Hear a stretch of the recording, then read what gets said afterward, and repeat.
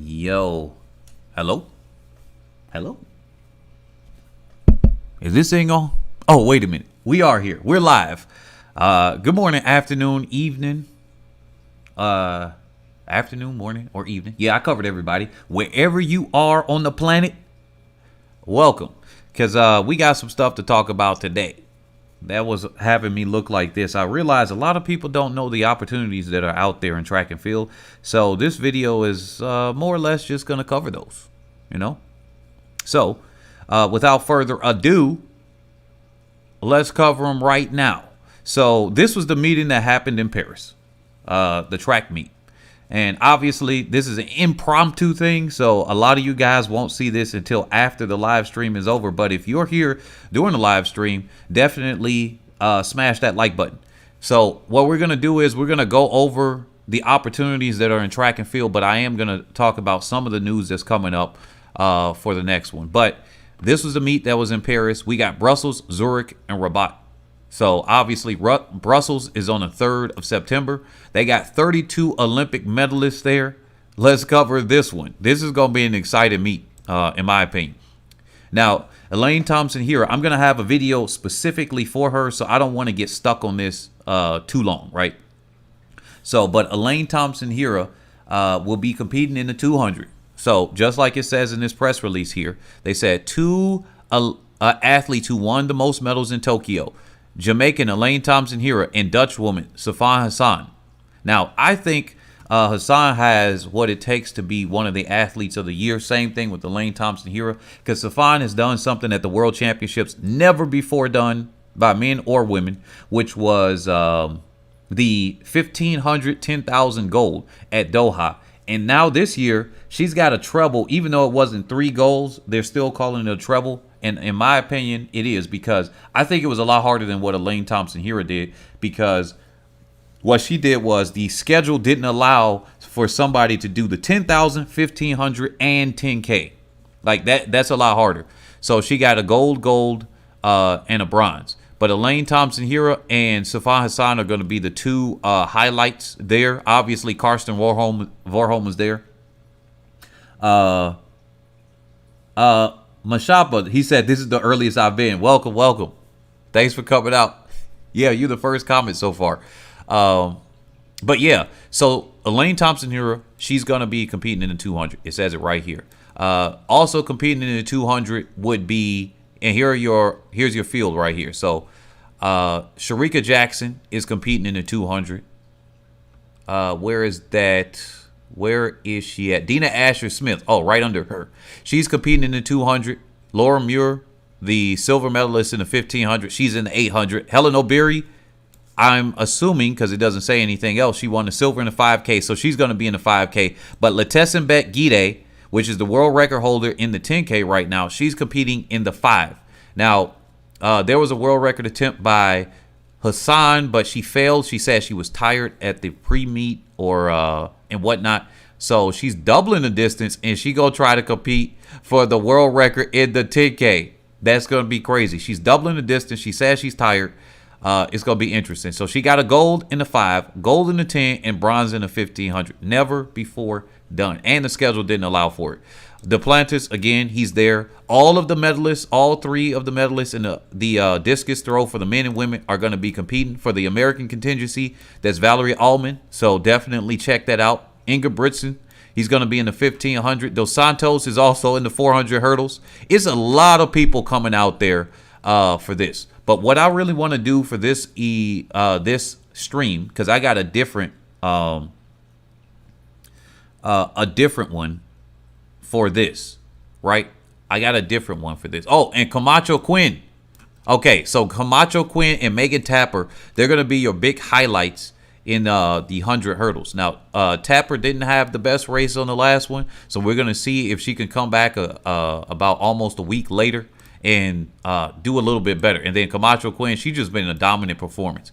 If she doesn't win, I'll be surprised. But Megan Tapper, I'll be surprised if she doesn't get a second. So for the Jamaican contingency here and the Puerto Ricans, definitely check out the 100 hurdles. He said, loaded from South Africa, Ferdinand, what's up? It said, Gary, he said, what's your thoughts on the 100 and 200 final being on the same day in the finals in Zurich? Yeah, you know what? That's going to be a tough one. That's going to be a tough one. I think it's possible to do that, and especially if Elaine Thompson-Herah is going to be competing in that. I think she'll be fine. Whoever's doing that, I think they will be fine because she's so much faster than everybody else. What she really has to worry about is the 100. The 200, she could kind of skirt away and be able to do that. They said, bruh, who disliked the video? I'll divide you by 0, bruh. Hey, look, it's a lot of people that come out here. I've got people that now hate watch. So, you know, the people that hate watch or something like that, you automatically get 2 dislikes. That's what I've noticed. It's 2 to 5 dislikes on videos as soon as they get posted. They get those auto dislikers or something like that, and then they just dislike the video. So they may not even watch the video. It's just an auto dislike. That's funny. But I think what Elaine Thompson-Herah has to worry about if she's competing in both is that she has to come through on the 100. That's the one she got to worry about, the most competition. The 200, she ain't got too much to worry about unless Shericka Jackson has qualified for that. And you know, she came out, I believe she did get enough points to qualify for that 200 final. That's going to be her biggest competitor in that. Everybody else, she's way, way above. But we never got to see what Shericka Jackson could do in the 200. But because she's a lot farther behind in the 100 and Elaine Thompson-Herah has a good speed endurance, I think it might just be the 1-2 thing. But yeah, definitely that. But look, like I said, the purpose of this video, oh, there's Lord Sebastian Coe right there. The lordship that he's gotten. Now, I forgot what happens when you get knighted. I forgot what the qualifications are when you get knighted and you become a lord and whatnot. But definitely, let me go over the competitions here. Let me go over the competitions because that's what the purpose of this video is. I'm going to have another video that focuses on the Diamond League and all of those. But today is going to be the competition circuit. So we got the World Championships next year. This is the World Athletics Series, right? So remember, IAAF has now been renamed to World Athletics, right? World Athletics. So that's the World Athletics Series. We got coming up next year, the World Championships in Oregon, the World Indoor Championships in Belgrade, which is in March. The World U20 happened this year. That's every even year. But what happened was the COVID thing, so it pushed it to here. And then we got the World Cross Country Championships in February. I look forward to that. Man, that's always freaking good. That's in Bathurst. That would be in Australia, if I'm not mistaken, if I get my capital cities correct or the cities correct. And then the Minsk, I forgot where Minsk is. The World Race Walking Championships, Team Championships. That's in April. Then half marathon. I'm looking forward to the half marathon championships. That's going to be in March of 2022. So then the one-day meeting circuits, the road racing ones. So yeah, and then we got the World Challenge. Now that is a very interesting thing. We're gonna go over that in a second. Where is it? Our competitions. Definitely smash that like button if you're here. Share this with other people. I don't know why these logos are not loading up. They loaded up they should be loading up for these. Let me refresh this. I don't know. It's weird. They're not loading up. But anyway, Ferdinand said, can you perhaps check what is the standings on the Diamond League points? I think Elaine, Talu, and Shericka is high up. I'll see if I can do that. Minx is in Belarus. Oh, thank you, Mina Vamp. Thank you for that one. So I'm about to go over the championships, and then I'll get to your question in a second. Let me take down a note. If I forget, ask that question again, okay? So World Athletics Championships. So technically, the World Championships full title is World Athletics Championships. I hope they just keep the short name because that'll be, I think they're trying to market themselves out. But that's in Oregon. That's July 15th through July 24th of 2020. That's going to be in Oregon. Very interesting. World Indoor Championships, March 18th through March 20th. So it's only a few days in Belgrade in Serbia. The World U20, here it is. Now, here's a description. You guys know what the World Championships are already. but it's very interesting what the description here is for this. It says the World Athletics U20 Championships brings together the best junior athletes from around the world to compete against each other on the global stage. Now, a lot of people were wondering why certain nations weren't there. Here comes the description here. It gives 18 and 19-year-old competitors a viable first experience. What they're trying to do. Up to 2,200 athletes and officials. All right, athletes and officials, 2,200. So, you know, officials could be like 50 people. So up to 2,200 athletes and officials from 170 national federations. Now, you know, there are over 200 nations in the world. So they're not, the thing here is, it's not like it's the Olympics where they're trying to get the max participation or world championships all the time. They're trying to expand. Now, obviously, they had about 100. So they were missing about 70 plus national federations that happened this year. And that was because of different requirements of their nations with COVID-19 and everything like that. Oops, I just got demonetized for saying that. Whatever. So 170 national federations. Now, a national federation is a little bit different than what you would expect from nations. Like, people were arguing with me earlier this year about Camacho Quinn and whether Puerto Rico will represent the USA or not. And they were calling me dummy, idiot. And I was like, she's going to represent Puerto Rico because at the Olympics, they recognize it as a separate nation. Now, national federations could be a little bit different. Just like the refugee people could be a national federation as well. Even if refugee athletes could technically represent 5 different countries, that's a national federation, but can be expected to participate. The 6-day event is generally staged in July every even year. So this one is obviously 2021, but that was due to, the delay from COVID-19 from last year. So we should be expecting another U20 championships next year, which would be very interesting. So World Athletics Continental Cup.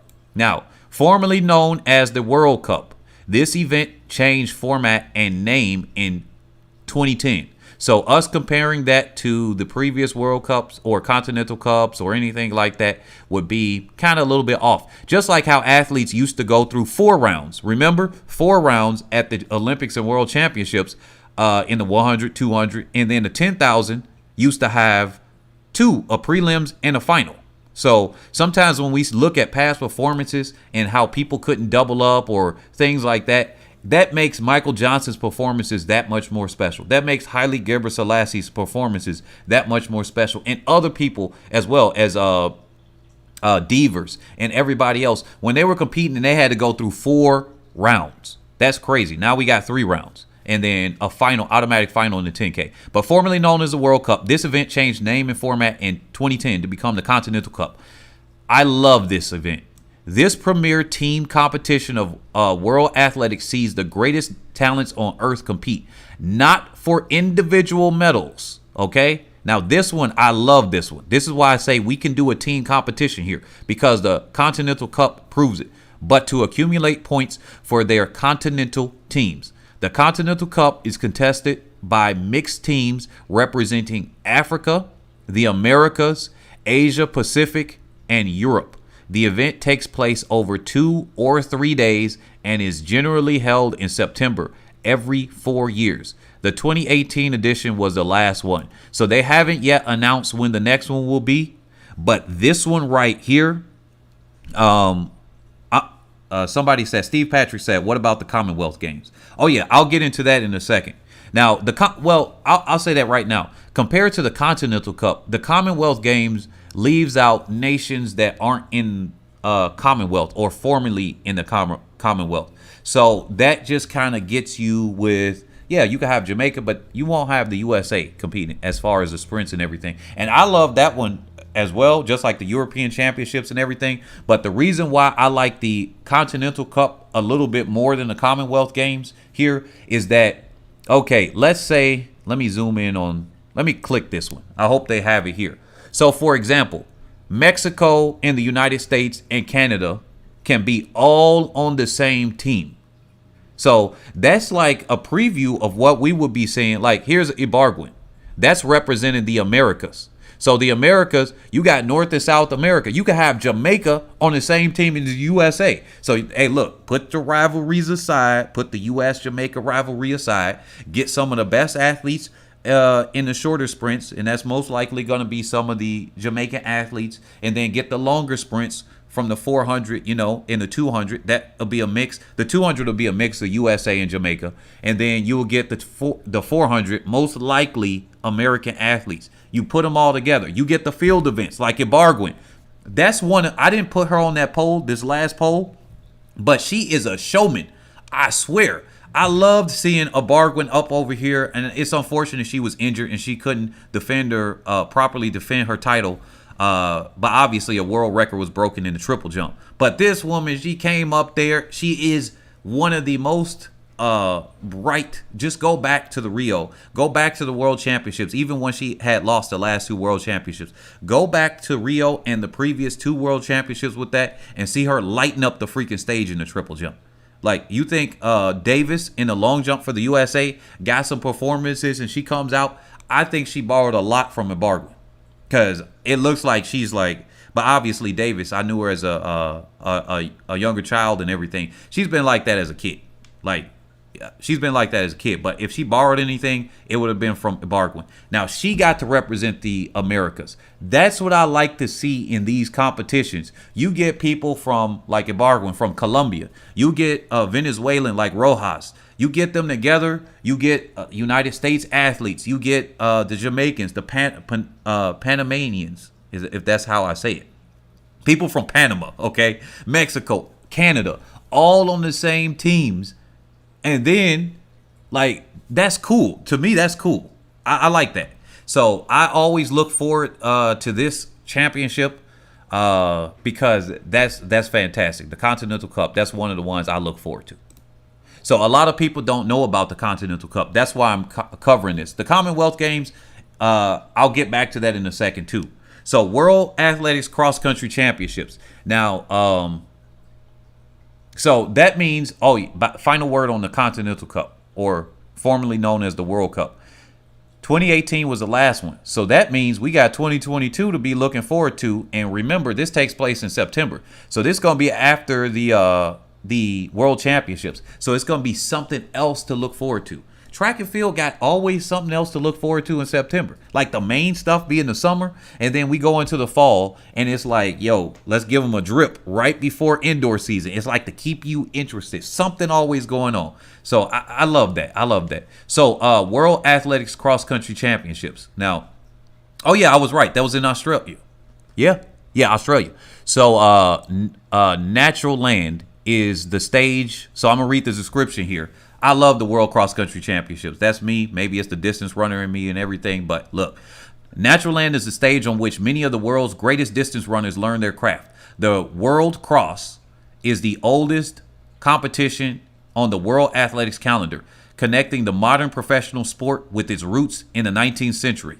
Medals are awarded for both team and individual performances in senior and junior categories. The event is generally held in March every odd year. So with the World Cross Country Championships, or World Cross as it's called, people like Kenenisa Bekele dominated so much from the short course. They used to have something called a short course and a long course. And for the people that don't know, with the I'm gonna click on this. I know you guys are more sprint based, so I'll be a little bit shorter on this one, but I gotta be fair to everybody here, right? Look, they used to have a short course and a long course. The short course, Kenenisa Bekele will come here. He's the most dominant distance runner I have ever seen. And then he got injured, and then Mo Farah took over, and then it's the social media age. So people didn't really realize, the people that didn't follow as much, that Kenenisa Bekele being a world record holder in the 10K, 5K, dominating all over. He came by and look, just imagine you got the best people running in the 5,000, right? And it was more like a 3K or something like that on cross country. You going over hills, you going over snow sometimes. Sometimes you're going over mud, going up to your knees. That is crazy. Y'all talk about the what's that thing? CrossFit Games. Look at freaking World Cross Country. If you like the CrossFit Games, you basically are seeing somewhat of that in World Cross Country Championships, because they be going slinging through mud, slinging through snow, slinging through freaking concrete sometimes on a short period of time. The bridges is crazy, especially when the British get a hand of it. They have some of the toughest courses. They make it tough on purpose. It's like they like to punish their people. So with World Cross Country Championships, Kenenisa Bekele, real quick, he would dominate people that were like specialists in the 3,000, 5,000 and win the short course, come back about an hour or two later, then run the 10K long course or whatever, and then dominate them. And I'm just like, and he would obliterate the field. He did this like 6 times in a row, lost one and got a silver in one. He dropped out of one because it's like if he didn't get gold, he just dropped out. He's one of those people, like a Shelly Ann Fraser-Price. You saw how upset she looked because she didn't get the gold. And some people are like, yo, she almost got caught by Shericka Jackson. Yeah, it may irritate the fans, but in her mind, she would have dropped out the full race. That's how Kenenisa Bekele was. He was in second or third, and the person was pulling away from him, and he stopped running. Like, that's how big his ego for gold was. And then he came over to the track, won the 10,000, the 5,000, running world records. Then he went to world marathon. Unfortunately, filled with injury, he's running a hotel business. He doesn't focus on the marathon as much, so he's been inconsistent. Second fastest marathoner in history, though. But yeah, they said Africa will win, Ferdinand said. And then Steve Patrick, Caster is coming back for the 5,000. Yeah, we're about to see. Caster Semenya didn't get a good hold. Niyonzaba has been doing a lot better at the distance than Caster Semenya has. But we're about to see this one. But definitely check this out. Even if you're a sprinter and you just be one of those championship runners. Just watch it for the championship, even if you don't watch the regular ones, because the World Cross Country Championship, you be having the fans, the spectators running across the field. I love cross country. For the everything that comes out. They bring the bands and everything. So here's the next thing.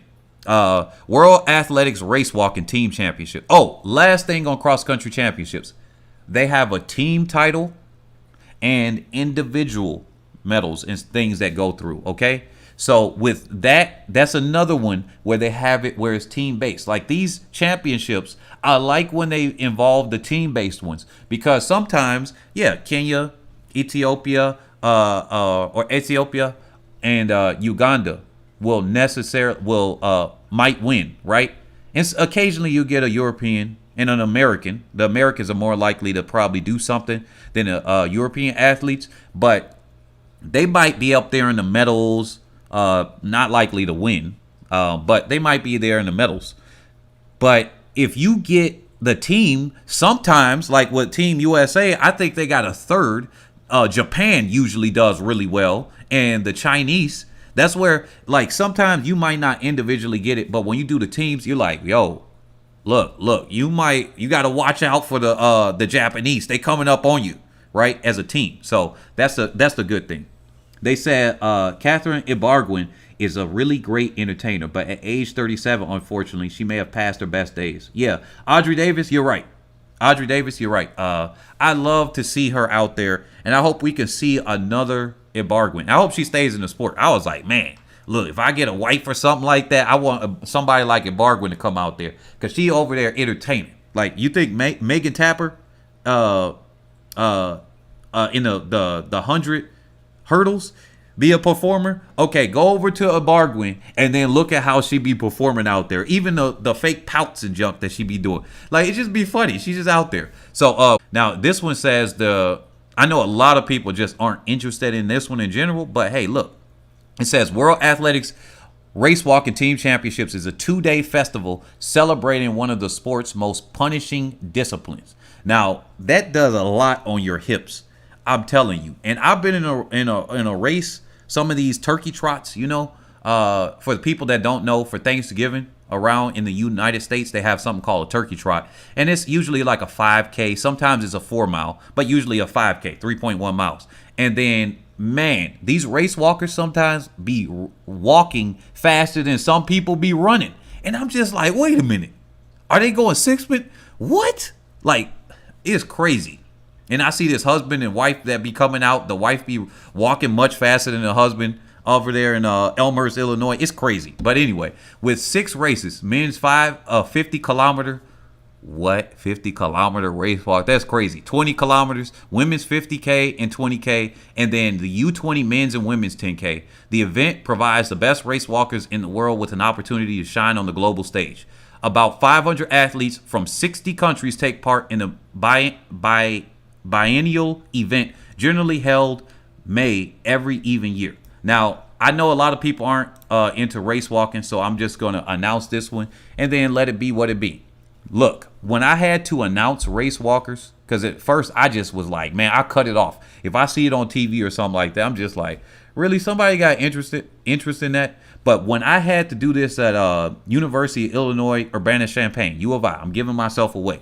Now, there were some race walkers on USATF Youth.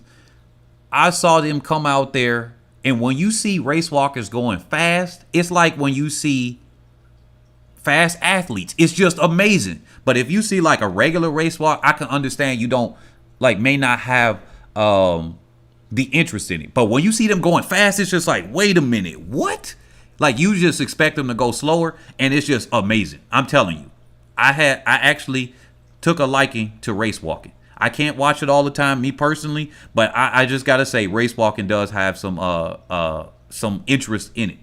Now, World Athletics Half Marathon Championships. Let me go to the comments here. They said, Ferdinand said, Caster still struggles in the 5K. Too long for her. Yeah. And then Mina Vamp said, Nianzaba will do the 3,000 steeplechase and 5K by next Olympics, I think. Wait a minute. Nianzaba is doing, wait a minute. Wait. Nianzaba is doing the steeplechase? I didn't see Nianzaba. Wait a minute. That's crazy.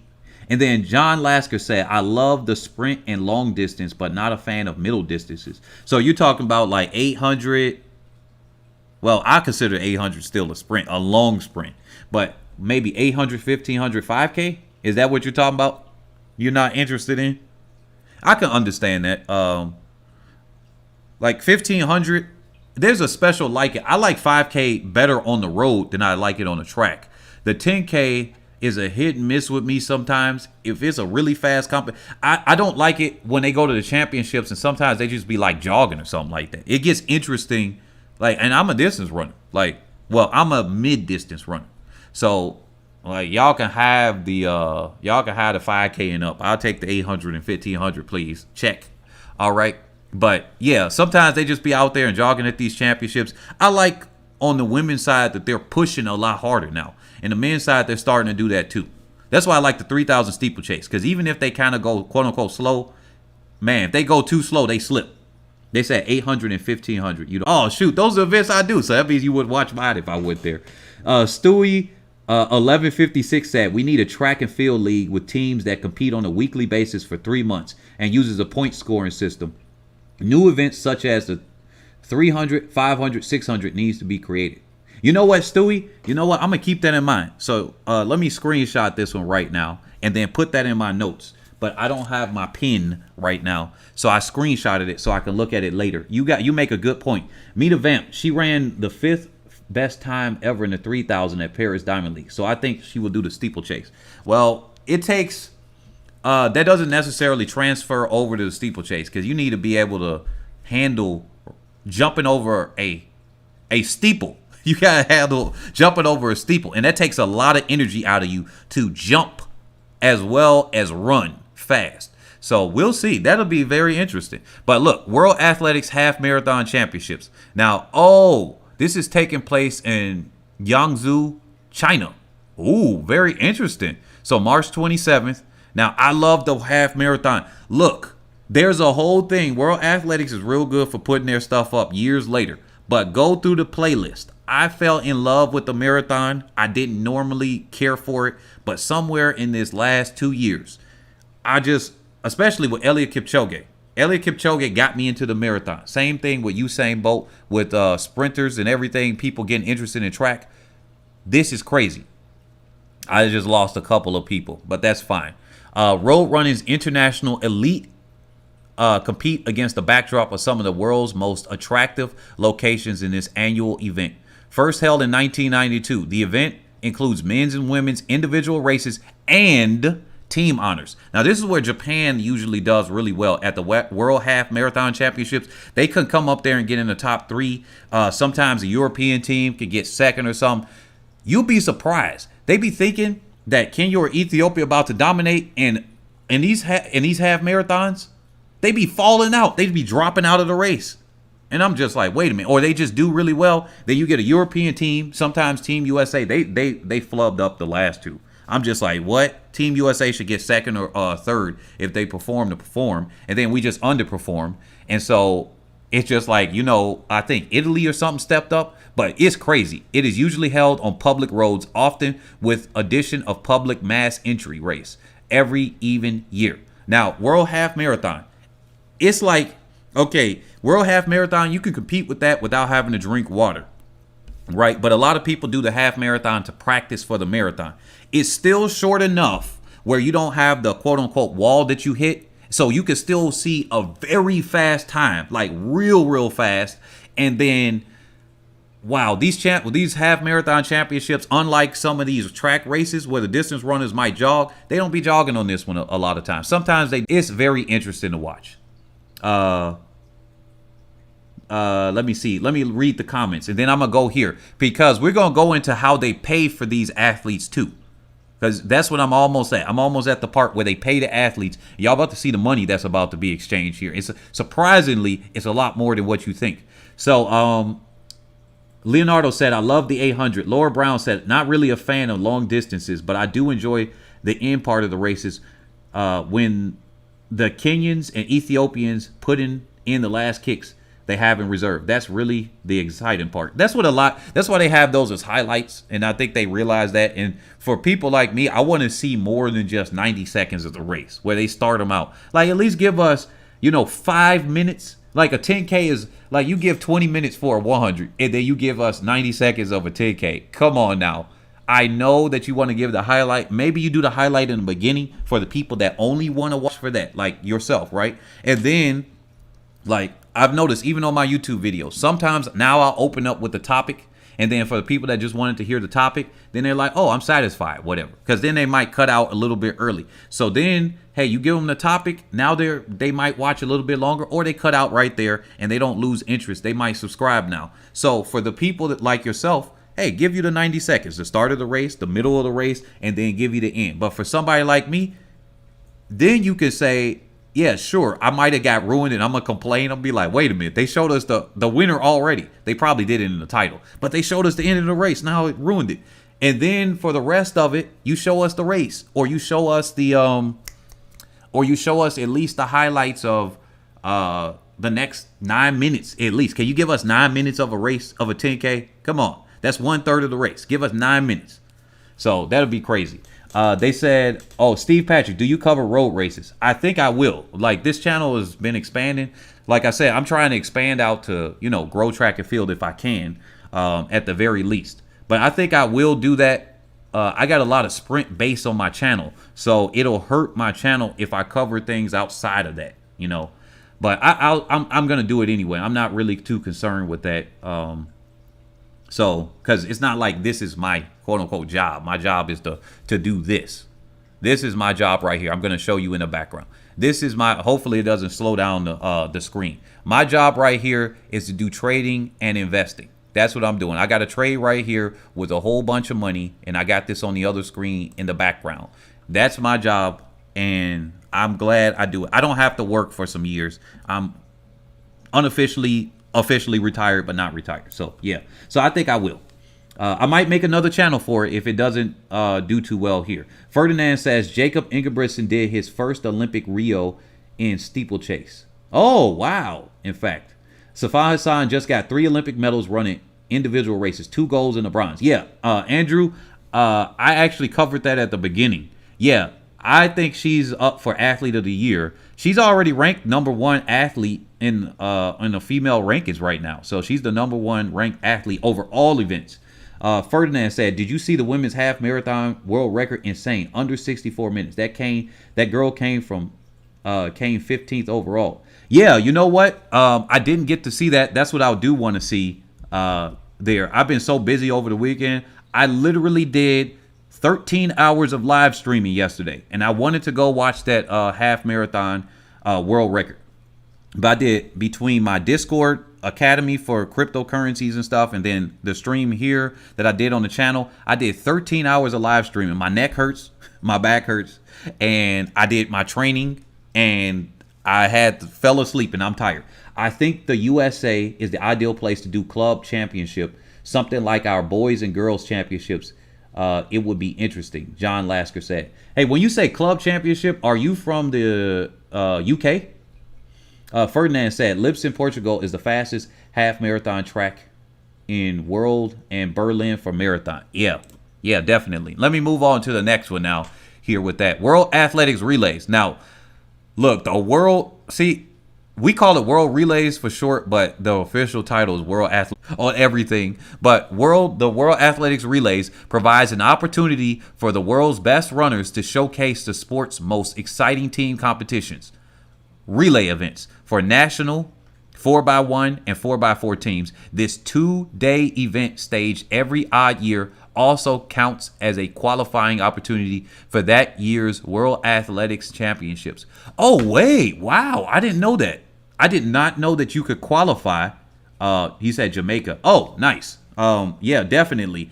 I think copying the USA or Jamaican standard as far as how we do it at the junior level would be really good. That's what I think. That's what I proposed in one of my last videos. I think 3 or 4 videos ago, I actually wrote down. So I'm going to come back because people were asking me to write it out specifically. So yeah. So the World Relays. Let's click this one. I should have clicked the the half marathon, but I passed it already. But look, apparently the next the World Relays was in Silesia. I thought it was always is Silesia in Bahamas? Can somebody tell me if Silesia is in Bahamas? But look, the World Relays. This is I love that. I love the World Relays. Like, that's another one. It's a lot of things here. They said, since we're on the subject of distance running, gotta pay homage to the running family, the greatest running family, the Dababas. Oh, yes. The Dababa sisters. Oh, my goodness. I'm going to get into that one at another time. But the Dababa sisters, man, they got a dynasty going on. That's why Genzebi Dababa getting injured kind of messed that one up a little bit. And it's just, man, now we got freaking Hassan and freaking Letessen Bagide just streaking all over the place. And Genzebi Dababa, hopefully she can come back and then start, doing something for that. But that's a dynasty. But look, right here at the World Relays, let's get back on this. Oh my goodness. I love this. I'm like, man, can we see a 4x2 at some other time too? Can we see a 4x800? Because there's no real distance. Like, how can, like, sprinters are able to do a treble? You got the 1, the 2, the 4x1. Or you got the 2, the 4, or in the 4x4. Or some other combination of all of those events, right? And you can get 3 medals for that. But how can you do that on a distance? Like, how can you do that for distance runners? So the most medal athletes are always going to be the sprinters. But if we can bring that, at least a 4x8 or something, like 4 by mile. I know it may not be something, maybe it's because people may not watch it or something like that. And that's the issue. But if you can do something like that would be freaking crazy.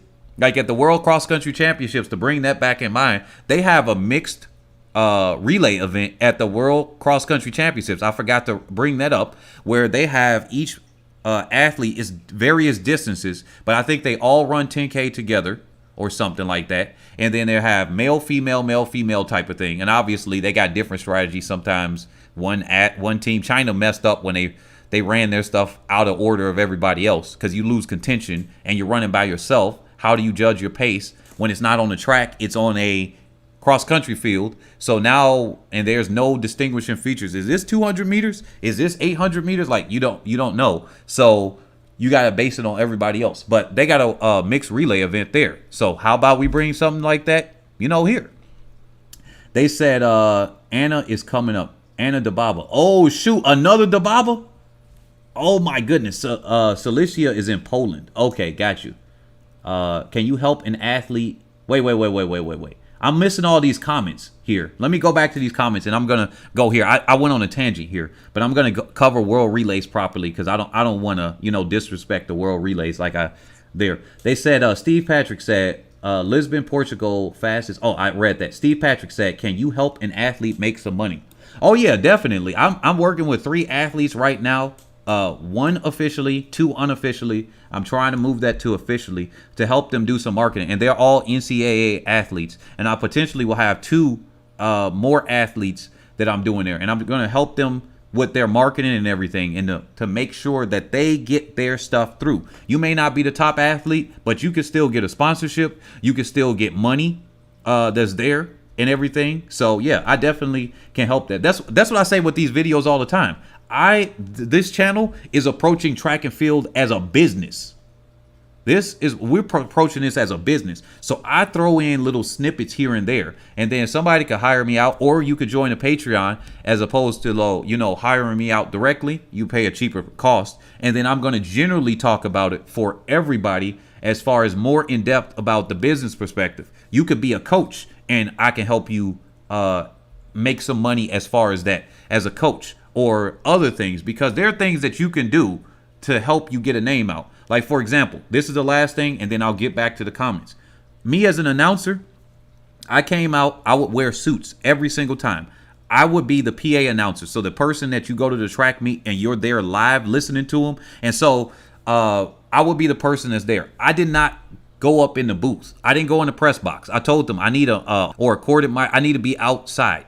And the time that I didn't have those, I would extend the cord outside the window, jump out the window and sit in the stands. I'm outside. So I'll be behind the people announcing. They'll be like, wow, this guy is really good. Then they turn around and look at me. I've made a name for myself to the point where some people will go to track meets to listen to me announce them because they were like, wow, you are very good at announcing. Even the president of USA Track and Field, though he don't probably remember me at all, was like, yo, you one of the best announcers. Now, he could have been just saying that because I was there and he was at a meeting, said whatever, but I'm going to take him at his word and said, hey, look, I would do all types of things. I would wear a hat.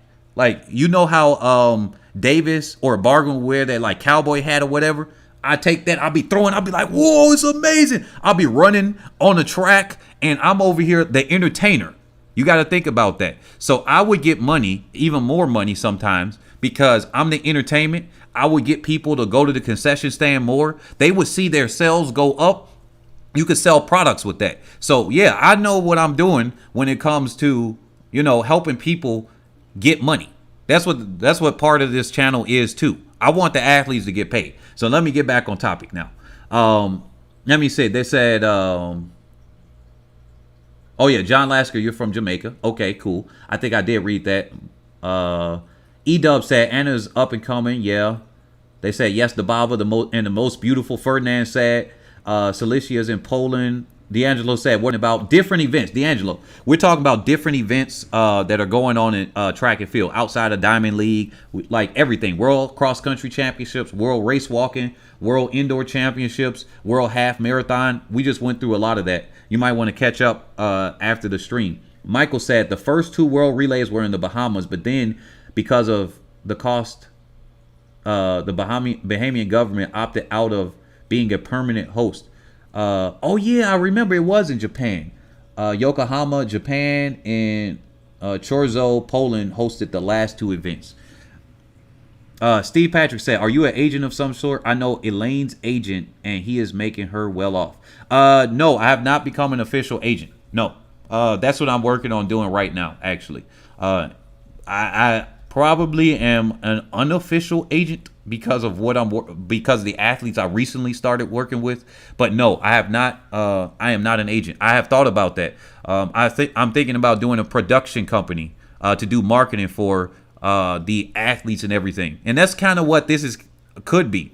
Like I'm about to come out with a video of the head-to-heads and stuff like that. So it will be something that I look forward to. I'm thinking about what I'm doing. It's about 10 different things I think I can branch off from what I'm doing here. But definitely I do help athletes make some money. And that's good that Elaine's agent is making her some well-off money. But yeah, I am a lot of the athletes that I met before, I still have kept in contact with some of them, right? And so I'm trying to massage their brains on, yo, you can make some money. Well, basically, we can make some money, but I'm trying to focus on them. Vine Ecuador, hola. But yeah, so here, back to the World Relays.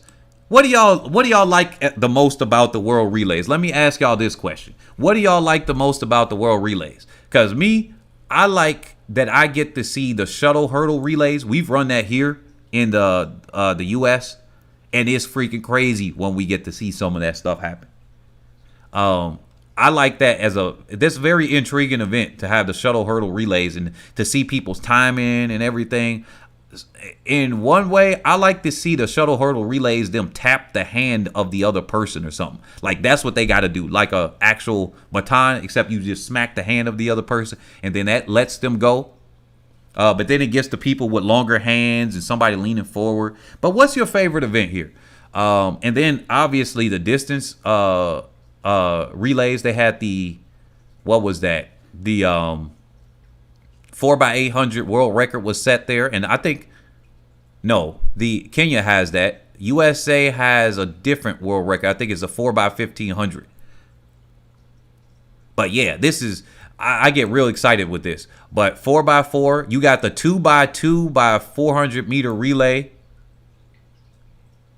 Wait a minute, did I forget this? What's the 2x2? Is that the mixed relay right here? Is that what this really is?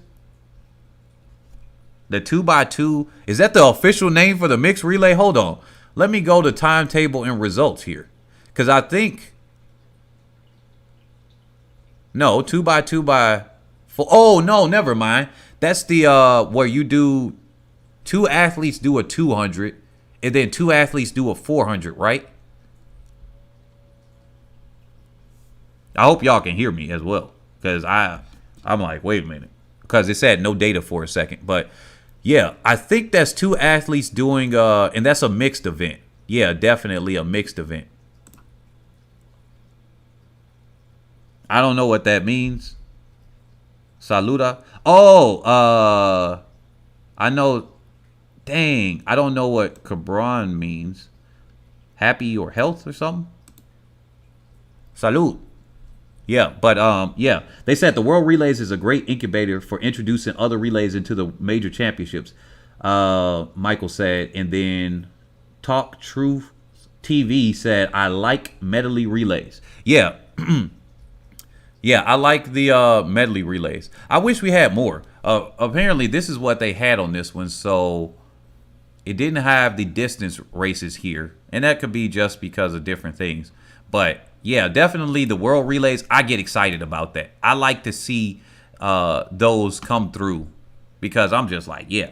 But I think they need more participation in order to do the distance ones, because it's like 2 teams are sometimes come out, and then it's just like Kenya is dominating. And I can see why they might not host it every time, because it's like one team way out in front, especially in a distance race. You get a dominated team. It's like, where the competition? We need, like, I don't know, 15 teams out on the track. Even if it's one that's there for the distance races, you need to have a full field, because then it's something to be competitive with. Like the 4x1. Yeah, sure. Maybe somebody can dominate, but then look, South Africa won this one. Italy won the other one. Then you got Poland. It's still some competition in those, where it's just like, oh, it's a bunch of people together. But in the distance ones, I could definitely understand why they don't host it. But yeah, let's go on here. Now, here's where the money comes in, because I like to approach this with the checks. Come on, pass me my check, man. Pass me my check. All right. Like when it comes to with these, I'm thinking about my next announcing gig, because I might actually do a meet where I announce again and do the live announcing, because I was like, man, I just thought about that. Bring out my pimp cane and everything. But anyway, and I can see how I can get sponsored as well. But Diamond League, we got, okay, so let's go over here. These are the one-day meeting circuits. One-day meeting circuits. Let me make sure I'm properly displaying the screen. All right, you guys can see that. So one-day meeting circuits. We got the Diamond League. We got the World Athletics Continental Tour, which is a different thing. This one, I like the Continental Tour a lot too. World Athletics Indoor Tour. And then World Athletics Challenge. Now, they still got the IAAF logo and everything here for some reason. And then they got the World Athletics Road Race Labels, World Athletics Challenges. I think I'm going to go over those first and then come back up. So they said, Ferdinand said, I love the 4x4. Yeah. 4x4 is definitely good. Now, other international competitions, Olympic Games, and then the Youth Olympic Games. Now, I don't understand what the Youth Olympic Games would be compared to the, because it's like Youth Olympic Games when you got the World U20s. I guess it's no point to have the Youth Olympic Games, right? Donald Smith, new voice on the block. So I just wonder, I'm like, is the Youth Olympic Games more like, okay, it's the exact same nations because World U20s and everything that's built, they're still building it up. So it's only 170 nations max right now, but it might be something like the Olympics. I kind of don't understand. I think there are enough scheduled events already. The key is the highlight, and social media is playing a big part. Yeah. World Athletics Cross Country Permit is an annual circuit of premier cross country meetings in the world. Now, this one, permits, that's a weird name for that, but I guess very interesting. It's a bunch of, it's like a circuit. It's a circuit for, it's like the Diamond League for cross country. So World Athletics Challenge hammer throw. Now, this one, real quick before I get back up to the ones with a huge amount of money. Look, World Athletics Challenges. These are very interesting, and I like these. So World Athletics Challenge combined events. Okay, the World Athletics Challenge combined events is an annual worldwide competition for decathlon men and heptathlon women, in which athletes accumulate points towards a final ranking and to share more than $200,000 in US dollars in prize money. Now, this I appreciate because decathletes, they actually don't have a chance of making that much money. You know why? Because people don't really care for watching them. They're not fast. They're not the fastest in the sprint events. They're not the fastest in the distance events. They're not the longest throwers or jumpers or anything. They're kind of like where people ask me to cover the Masters athletes. It's like if you watch an adult and then you realize they're not as fast. It's different watching youth compared to adults and then saying, well, youth still got potential to go faster. And then it's like the kid thing. It's like the youthful thing, right? Where it's like, we'll give them a pass for these things. In your head, you're viewing them differently so that you can still get excited about the times that they're running. But when you see adults and do that, a lot of people have the prejudice and be like, yo, they ain't the fastest. I don't need to watch them. And in my head, I'm like, look, if I see something that is a good performance, whether it's fast or not, like those stand out to me. Those stand out to me now. I've started to get an appreciation, but I understand the general audience may not have that same feel to it. This allows them to get money. Now, while it is combined 200,000, which means they're probably splitting it half and half, 100,000 for men, 100,000 for women, and then you realize that it's going to be first, second, third, or whatever, that they're splitting it up, then it's a little bit less. But this still gives them money, and that's why people like Skippers or Vorholm, they switched over to the main events because they don't get that much money at all. You talk about people not getting money. The throwers typically get least amount, and then aside from the race walkers, and then the multi-eventers get less money. So that's crazy. And then Ferdinand said, P.S. South Africa is the current champion in the 4x100. USA and Jamaica was not there. Yeah. And then Steve Patrick, I heard the Philippines pays their athletes the best. Do you have anything on that? What do you mean? Can you expound upon what you were saying? So World Athletics Challenge, race walking, it's very similar. The World Athletics Challenge race walking is an annual worldwide competition series in which athletes accumulate points to a final ranking and share more than $200,000 in prize money. That's good. Hammer throw. So the World Athletics Challenge hammer throw is an annual worldwide competition. Okay, they accumulate points, more than $200,000 in prize money. So the World Challenges, they're focusing on the events that get the least amount of money. And so that is good that they still have something like that out here. and that they are at least attempting to do it. The last time this event took place was in 2019 in Doha. Then this was 2021 this year. So this actually just wrapped up on the 8th of August. So right around where the Olympics were, right? And so, yeah, that's very interesting. So World Athletics label road races each year.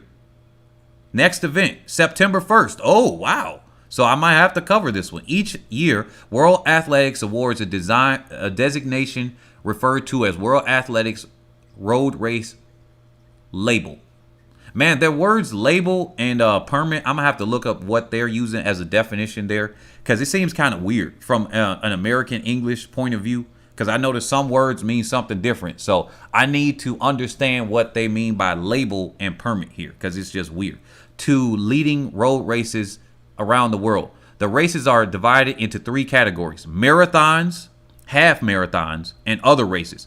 There are 4 levels of label for each of these categories: platinum, gold, silver, and bronze. Interesting. I've never seen this, so I'm going to have to look into this myself. That's going to be in my own time. Now, let's get up to the big money ones. Let's get up to the ones where they give us the cash-ola and they pay up. Pay up, pay up, pay up. They said, Steve Patrick. Oh, let me read the final comment here. Steve Patrick said, Bolt's net worth is astonishing. He may have to teach us something. Oh, yeah. You know what? Bolt, he's going to be making more money from the businesses and investments he makes than he made even from his endorsement deal with Puma. Now, he's an entertainer. That's why I'm like, if Ibargüen was number one, if Ibargüen was male, that would be a little bit different, because more people are going to watch men, and it's not for what the reason you think. This is what I have found, and a lot of people don't like to hear this. This is straight business. Nothing here is biological for whatever reason. Number one, most people that watch sports are male. That's the fact right there. Most people that watch men's sports are men, right? But also women watch men. Most people that watch women's sports are men. What? Are we getting a trend here? But women don't typically watch female sports like that. So that's the thing that we're missing here. Women don't watch women as much as men, so therefore the women don't get as many eyes. Therefore, the prize money for women typically aren't as big. The difference is it's a little bit more equalized in tennis. Than beach volleyball. There are more people watching the women than they are men, and that's for several reasons, right? They're all basically half naked out there, similar to track.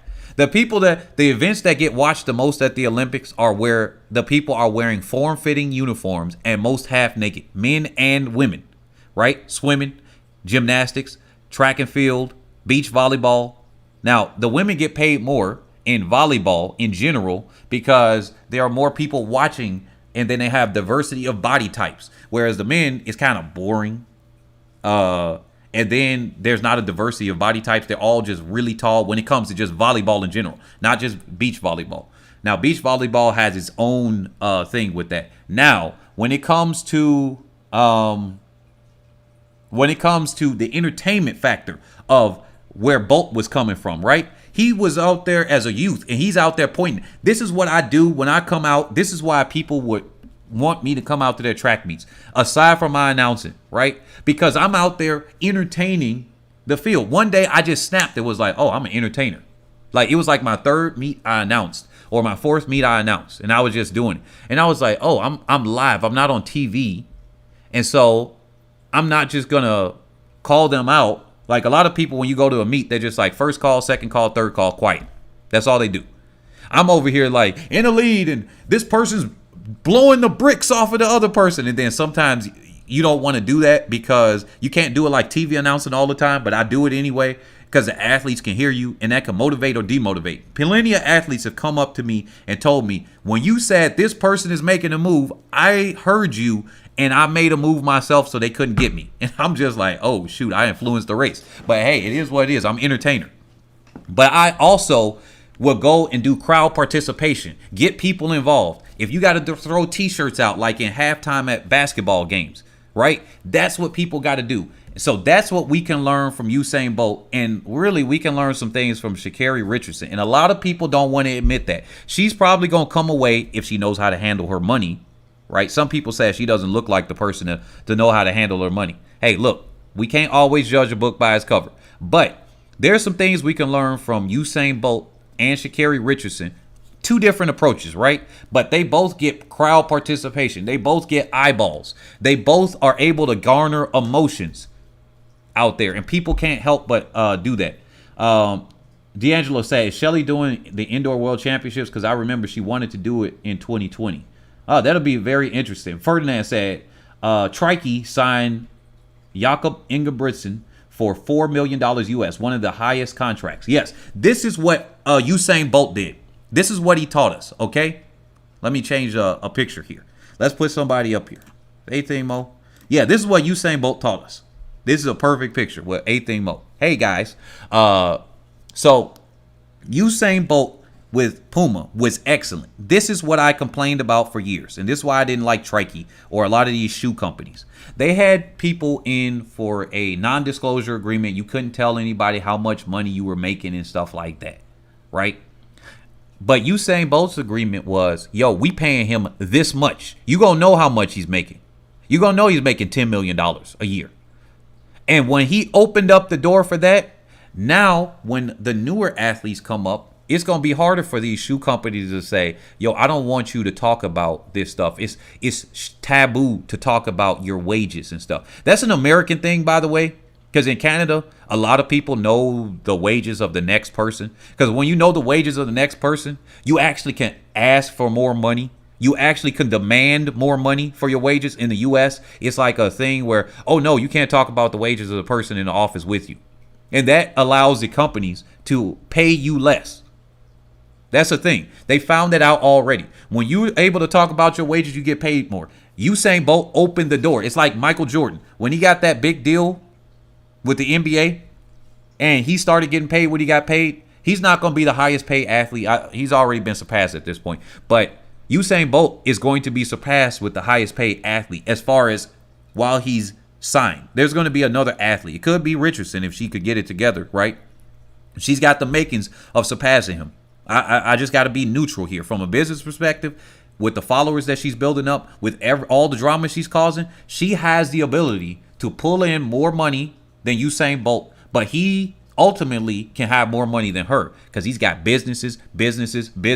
He's got 2 restaurants in Jamaica. He's got some real estate he's building up. He's got a music company, Usainly, I think is what it is, and then other stuff. I wanted to do a whole video on just Usain Bolt and his business, and I was gonna say how Usain Bolt, Richardson, and one other person won the Olympic Games without having to step a foot there.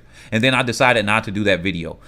So what I might do is I might do that after all of the season is over. All the meets are over. Let me see. Ferdinand. Oh, yeah, I just read that. Steve Patrick. Andre DeGrasse Puma contract is surprisingly huge. Yeah. Think about Puma.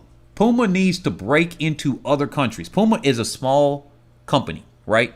And from what I have seen, Puma didn't do extremely well sales from when I looked at their sell books here. So they didn't do extremely well, like their net sales or whatever. It didn't seem like they went up by having Usain Bolt. See, there's a difference. Like what somebody said with Trike. They let go of Allison Felix. Sometimes it's not about especially when you got a lot of money, right? Sometimes it's not about if somebody's bringing you in money. It's about brand perception. So brand perception of Usain Bolt increased the brand of Puma to rocket levels because they got soccer players, football, that are doing sales and pushing numbers. Right? But Usain Bolt being the world's fastest man and what he does and how he brings out people pushed Puma to being legitimized as a potential shoe company. And now when that door is open, now you can start using other track athletes. Because when I looked at their net sales, and a lot of people were like, wait a minute, they're surprised when they hear me talk about that. Right? That's the thing there. That's the that's the thing that Usain Bolt did with Puma. So now Puma can open up the door for Andre DeGrasse and say, yo, he's got that Drake vibe to him. Like when you look at DeGrasse, let me see if I got his picture up here. I'll bring him up. He's got that like, anybody else get that from him? Like Drake got that marketable, like he's got marketable music. And then DeGrasse, forget about the Canada thing. That's not even what I'm talking about. He's got that, Drake got marketable music. He's got that look to him. And DeGrasse has that same thing. In my opinion, DeGrasse has that with him. So that can help put Puma into a great position in Canada and start breaking through. It might be too much for them to break through Trikey in the US, but definitely in Canada, definitely in the surrounding nations, they definitely can have that. And here we go. Let me see if I got this here. Let me bring him up on the screen. So here's DeGrasse. I think he's got kind of got that look. Now he looks a little bit tougher than Drake, but he's got that look to him. And then let me see. O'Neal Dennis said, "I am Jamaican.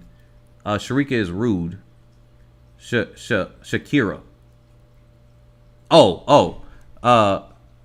I think it's rude, but I have to admit, she brings some buzz to the sport." Oh, you mean Forrest Gump? That's what we call her here. We call her Forrest Gump. And I call her Forrest Gump because she finished in last, not because of her intelligence level. So some people might have gotten mistaken with that. Even though I did the, well, I'm about to go here. I did that voice or whatever. I call her Forrest Gump and sha'carri B. So yeah, that's what we talk about. We talking about Sha'carri Richardson here. Yeah. So, but let me see. No, Allison left because Trikey was not paying her good. Yeah. No. I'm talking about they didn't pay her because they were like, yo, our brand is okay without you. That's the thing. They said we could take it or leave it. And they said, yo, you're not bringing us money in sales, but our brand is okay without you. If Usain Bolt wasn't necessarily bringing them the sales that they were talking about, right? The immediate sales, like Nike, right? Well, darn it, I said their name. They ain't paying me no money here. But if they were not bringing them immediate sales, look, Puma can't go without Usain Bolt, because if he leaves, trust me, if he leaves and goes to another brand, it's going to hurt them. That's the thing. Like Puma's so small that, and Usain Bolt is so big that if he left and they didn't renew him when he got big, not when before he was there and the one president thought he was going to replace him or something like that, then the new one was like, nah, we going to keep him, right?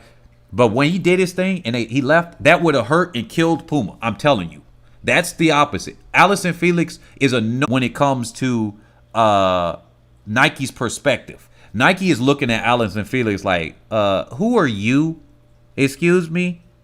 Who are you? That's what Nike's doing. Now, I know somebody going to clip my voice out and they're going to say, oh, Head and Shoulders ATR said Allyson Felix is a nobody. And then going to leave out the part, because you know we got some haters here. They're going to leave out the part where I said that's what Nike is looking at her as. See, that's how drama starts. Now they got me on record saying something I didn't say because they're going to clip it out. Look, trust me. Look, it's going to happen eventually. That's what they did with Justin Gatlin in his voice. They took out certain parts of what he said, and then they did that. But it's okay. People that know, they know that what I talk about here. They know I got a whole video talking about Allyson Felix's legacy. Hopefully, people got common sense. But hey, you know what? When we get the haters here, they hope that people don't got common sense. But yeah, Puma sponsored Usain since he was 15. Hell of a foresight.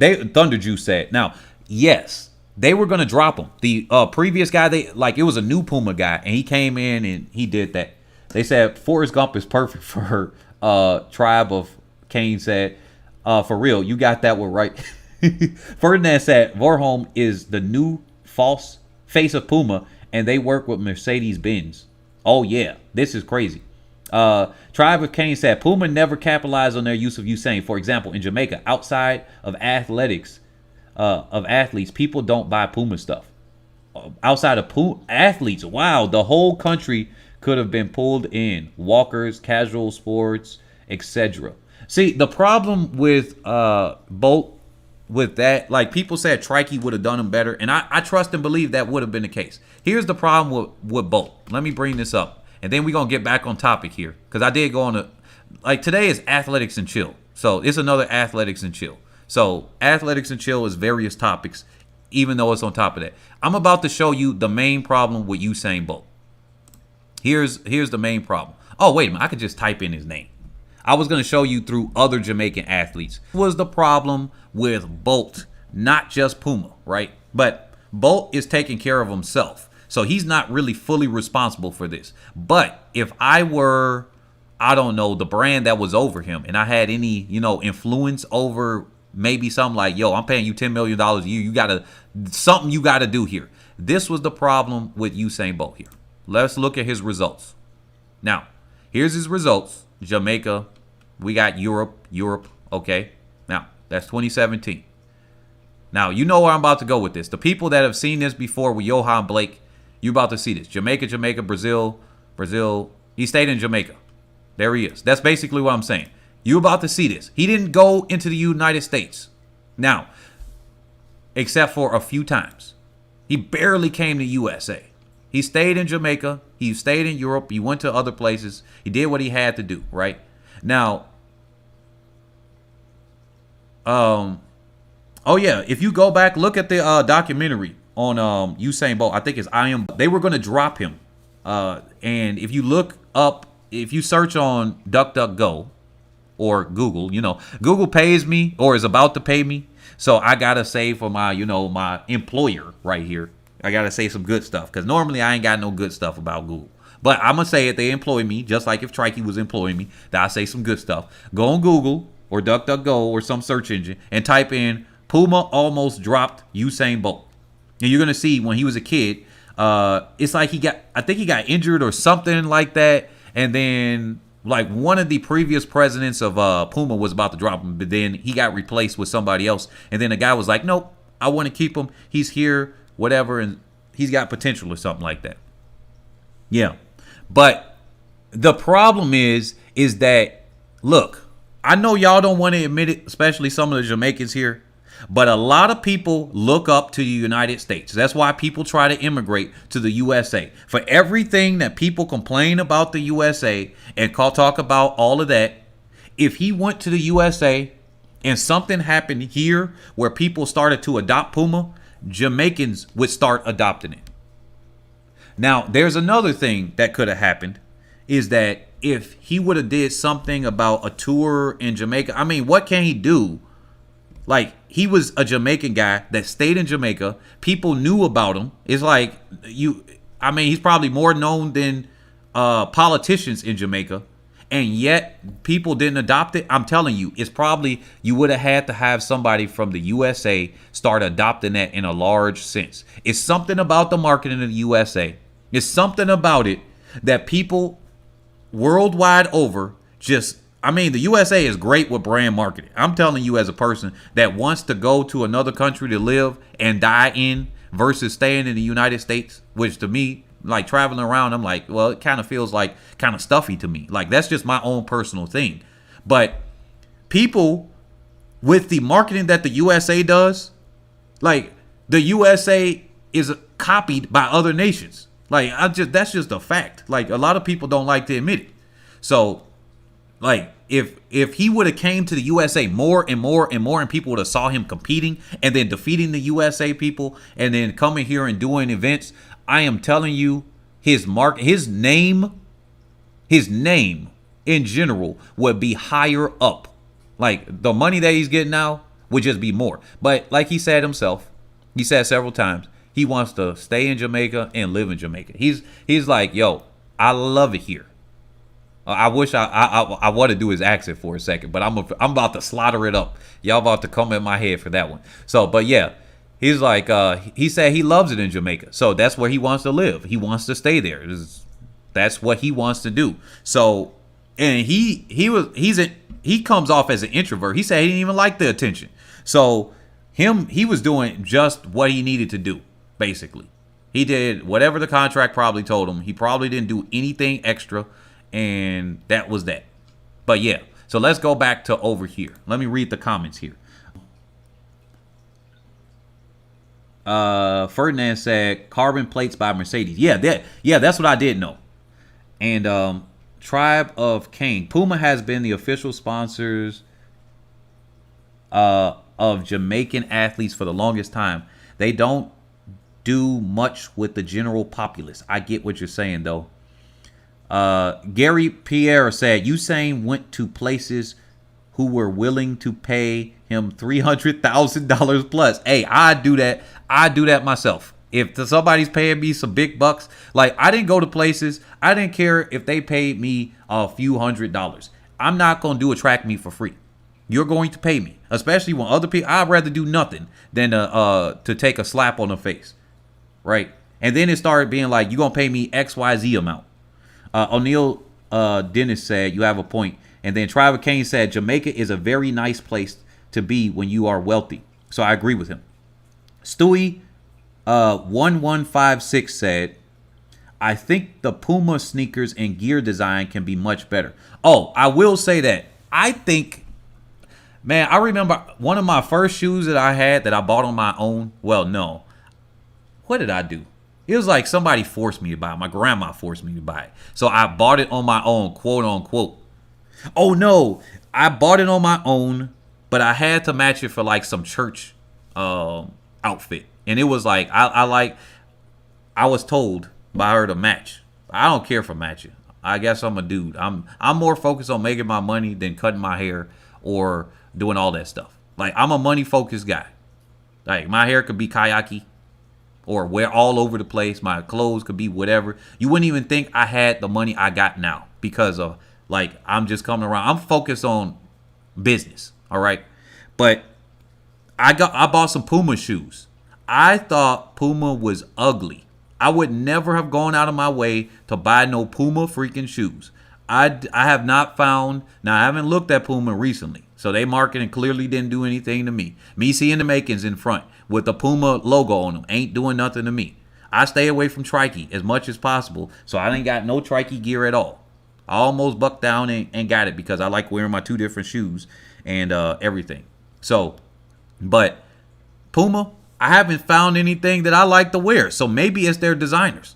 Maybe they should hire me or somebody else to come there because I'm just like, so far, it ain't working. But in Europe, that's where most of their sales come from, to be honest. And that's why they sponsor so many footballers. They got a lot of sales. But in Jamaica, I guess, I don't know. Maybe are you seeing it with brown skinned people? Maybe it's brown skinned people that don't like Puma or something like that. Because I mean, I didn't see anything particularly. Now, I did see the Bolt shoe, and I was like, oh, shoot, this white with red or something like that. Now, those shoes actually look good. That might actually get me to buy those now that I'm thinking about it because I saw it. But, yeah, let me go here. They said Puma is not casual friendly. Oh, no. That's another thing. It was hurting the bottom of my feet. Now, if Puma is making themselves more like a luxury brand type of thing, that makes sense. Like, if they're not doing the most casual thing, then that makes sense. They don't need the biggest sales. They don't. Tribe came. Me going to Scandinavia soon, but that's another topic. Scandinavia soon. Oh, wow. Okay. I got you. Hey, if go where you're treated the best or go where it is. So let me get back on topic overall. Let me cover the big money because I didn't even get to these yet. I didn't cover the big money here. Let's do it. Where they paying up? Let's start with the smaller one first. All right. The World Athletics Challenges, which is down here, but we're going to go over it for the people that's new here. Smash that like button. All right. So World Athletics Challenge. We talk about the money being made. The money makers shaking their tail out here. The track athletes, they over here shaking their tail when they run. They shaking their tail when they jump. They shaking their tail when they throw. Are they shaking their tail? Yeah, you gotta shake your tail a little bit to throw. You gotta use your buttocks when you throw. Even the hammer throwers. I mean, that's where your anchor is. So yeah, we shaking our tail for a little bit of that paper. All right.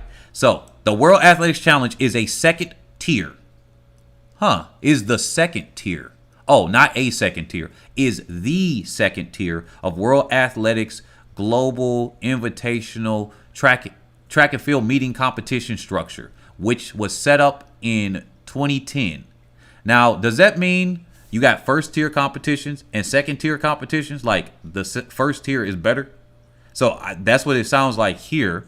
So, or second tier, or money wise. So that's very interesting. So World Athletics Challenges is a second tier competition. Nice. Okay.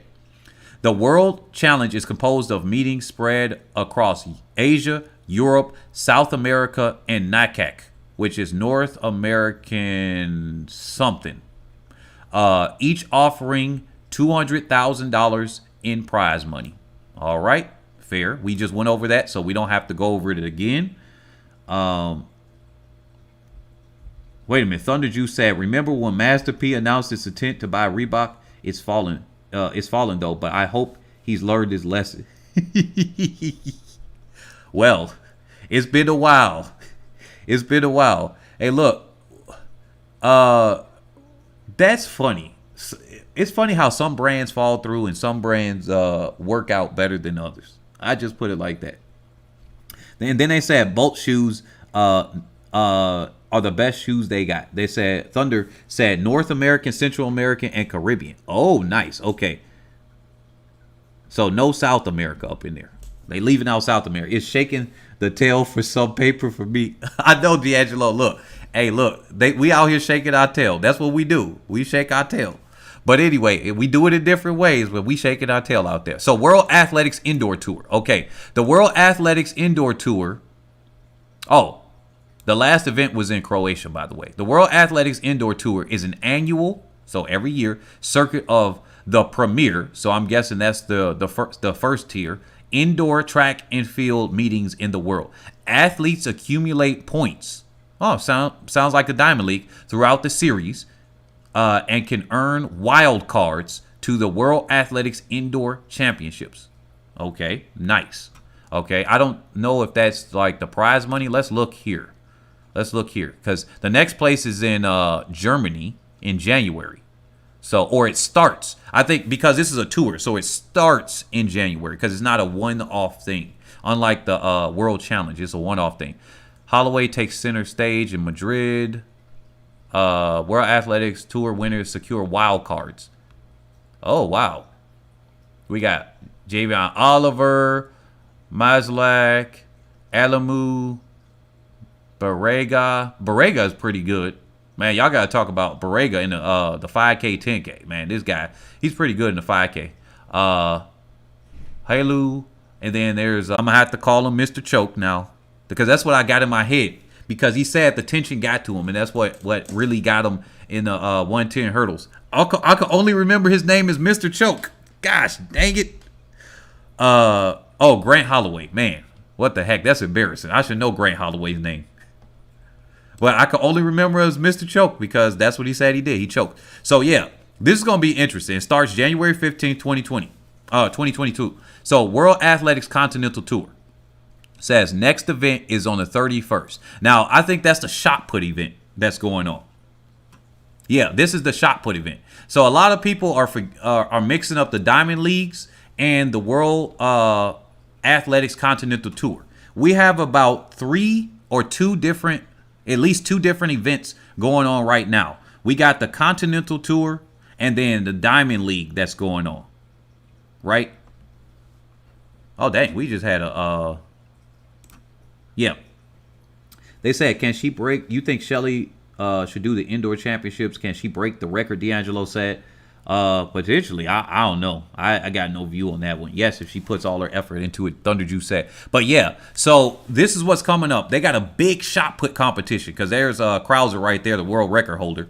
And that one's going to be big. They're big on the shot put in this Zagreb, right? Especially because their own country has a shot put gold medalist in the past. So they're really big with shot put over there. So here are the World Athletics Continental Tour meetings, right? I don't know what they actually pay out for this one. So let me see if I can find out real quick. Let me go to information. No, calendar and results. Because this is going to be very interesting. Because for the future athletes that are watching this right now, hey, look, we might actually... Oh, the Kipkano Classic. Oh, my goodness. I love the Kipkano Classic. This one is one of the ones that I love to watch every single year. So definitely it's a category A. I don't know what the category A, B, and C stand for, but and competition subgroup. So it's a gold competition. Well, that makes sense because they be having some of the best athletes there. And of course, you see that's in Nairbi, Kenya. So it's in altitude. Now y'all got to see that. That's September 18th. September 18th. Okay. Keep that on your calendars. The Kepkano Classic. There's another one here in Norway, but the Kepkano Classic should take your attention. All right. Let me see results. World Athletics Continental. Let me search this real quick on Bing, because I think we're about to find out the money that's here. Any of y'all, wait a minute. D'Angelo, let's stay on topic, okay? Let's stay on topic with this one. Let's stay on topic about the money that the athletes can, let's stay on topic with the money the athletes can make, okay? Let's save the times and everything for another conversation, all right? Wait a minute. Is an annual, where we at? Prize money. Oh, that's all I got to do is search prize money. Because you'd be surprised how much money is being given out here. Now, how much money, let me ask you guys here. How much money, O'Neal Dennis said, track and field has a lot of potential to make money, especially from the individual athlete to capitalize on their success. Yeah. Prize money. Who are the winners? How does the work? Premier. Let's see. Tour bronze results.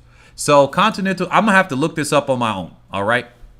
Because there are different levels of this. Apparently here we go. We got bronze and gold and silver level events. And so I'm going to guess that they're going to give out different prize money with those. But definitely I'm going to look into that, and I'm going to get back to you guys here because I'm not going to be able to search it here in a timely fashion.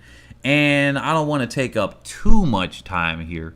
I wish you would just give us the freaking prize money here. Like, what are they getting when they come out? Oh, jackpot.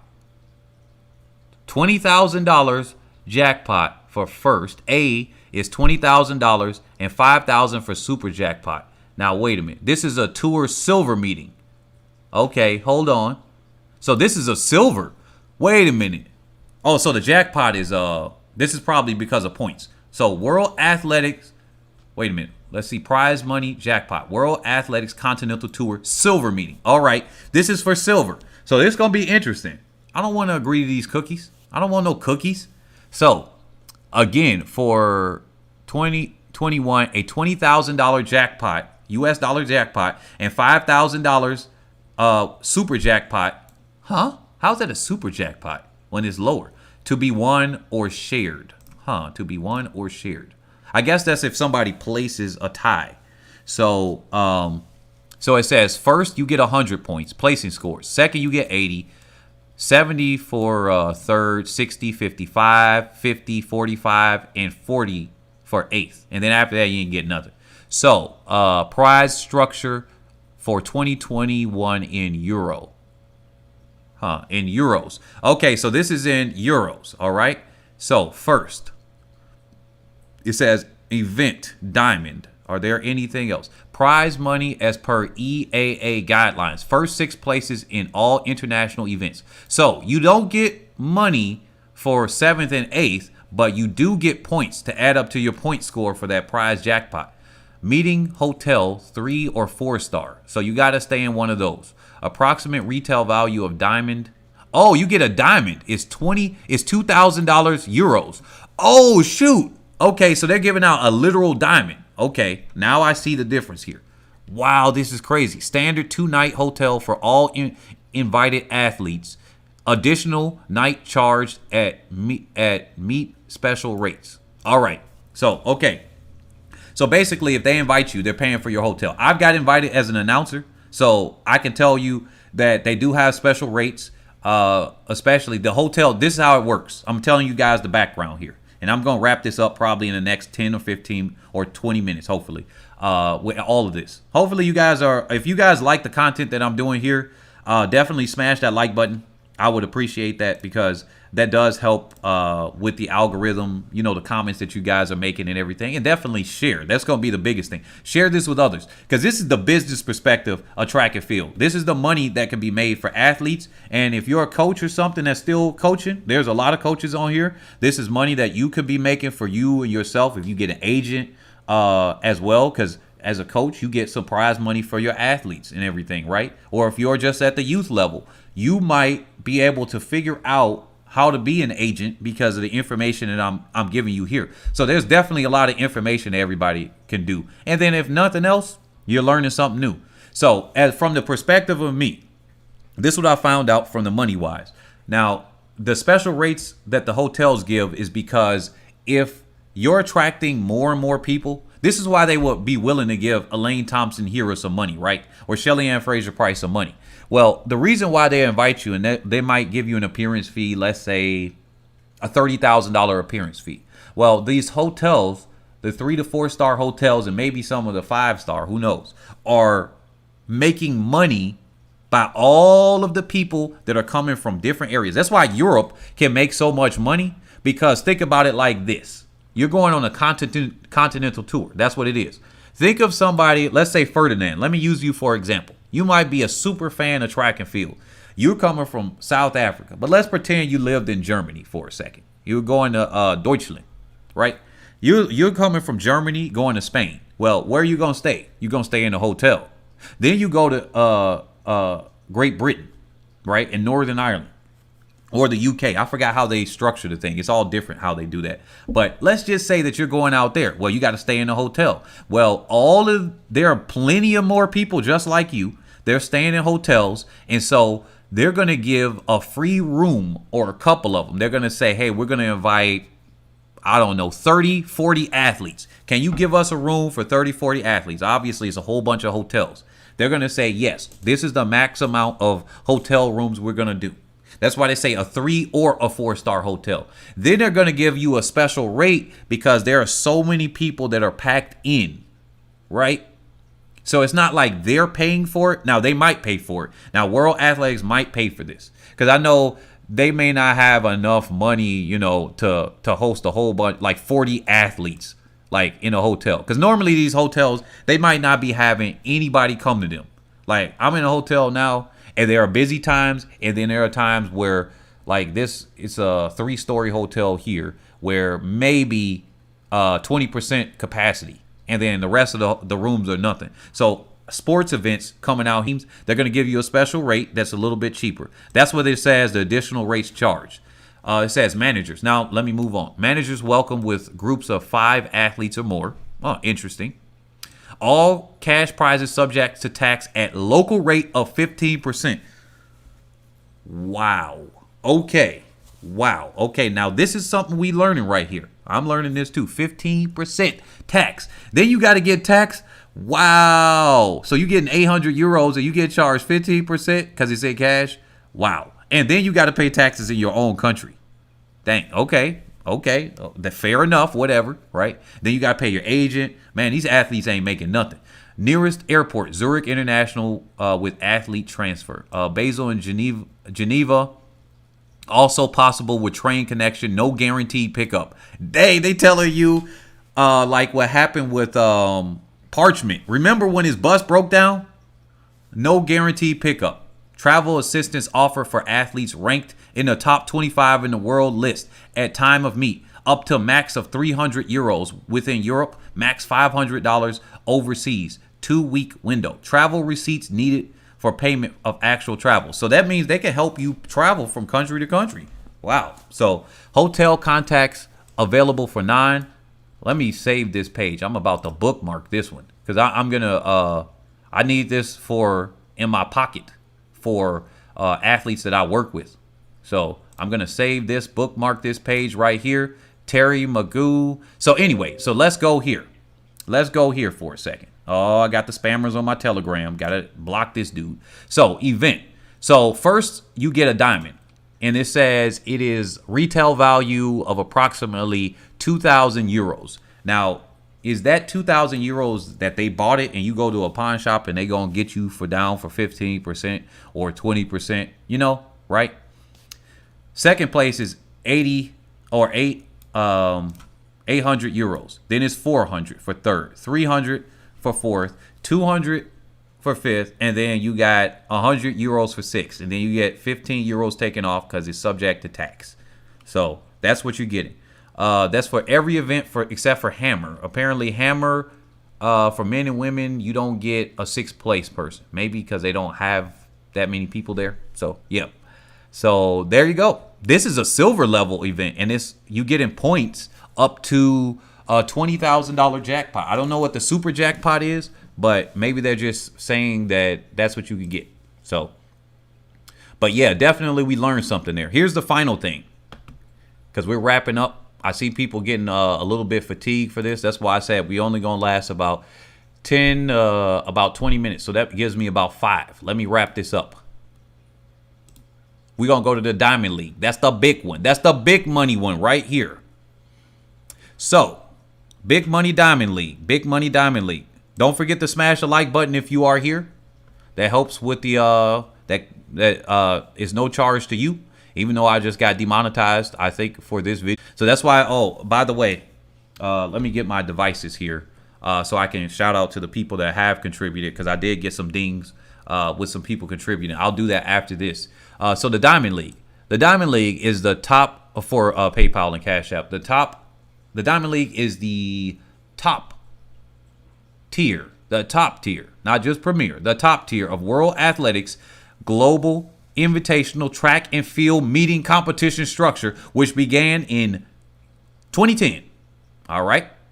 Comprising 14 meetings spread across Asia, Africa, Europe, and the United States of America. Continents,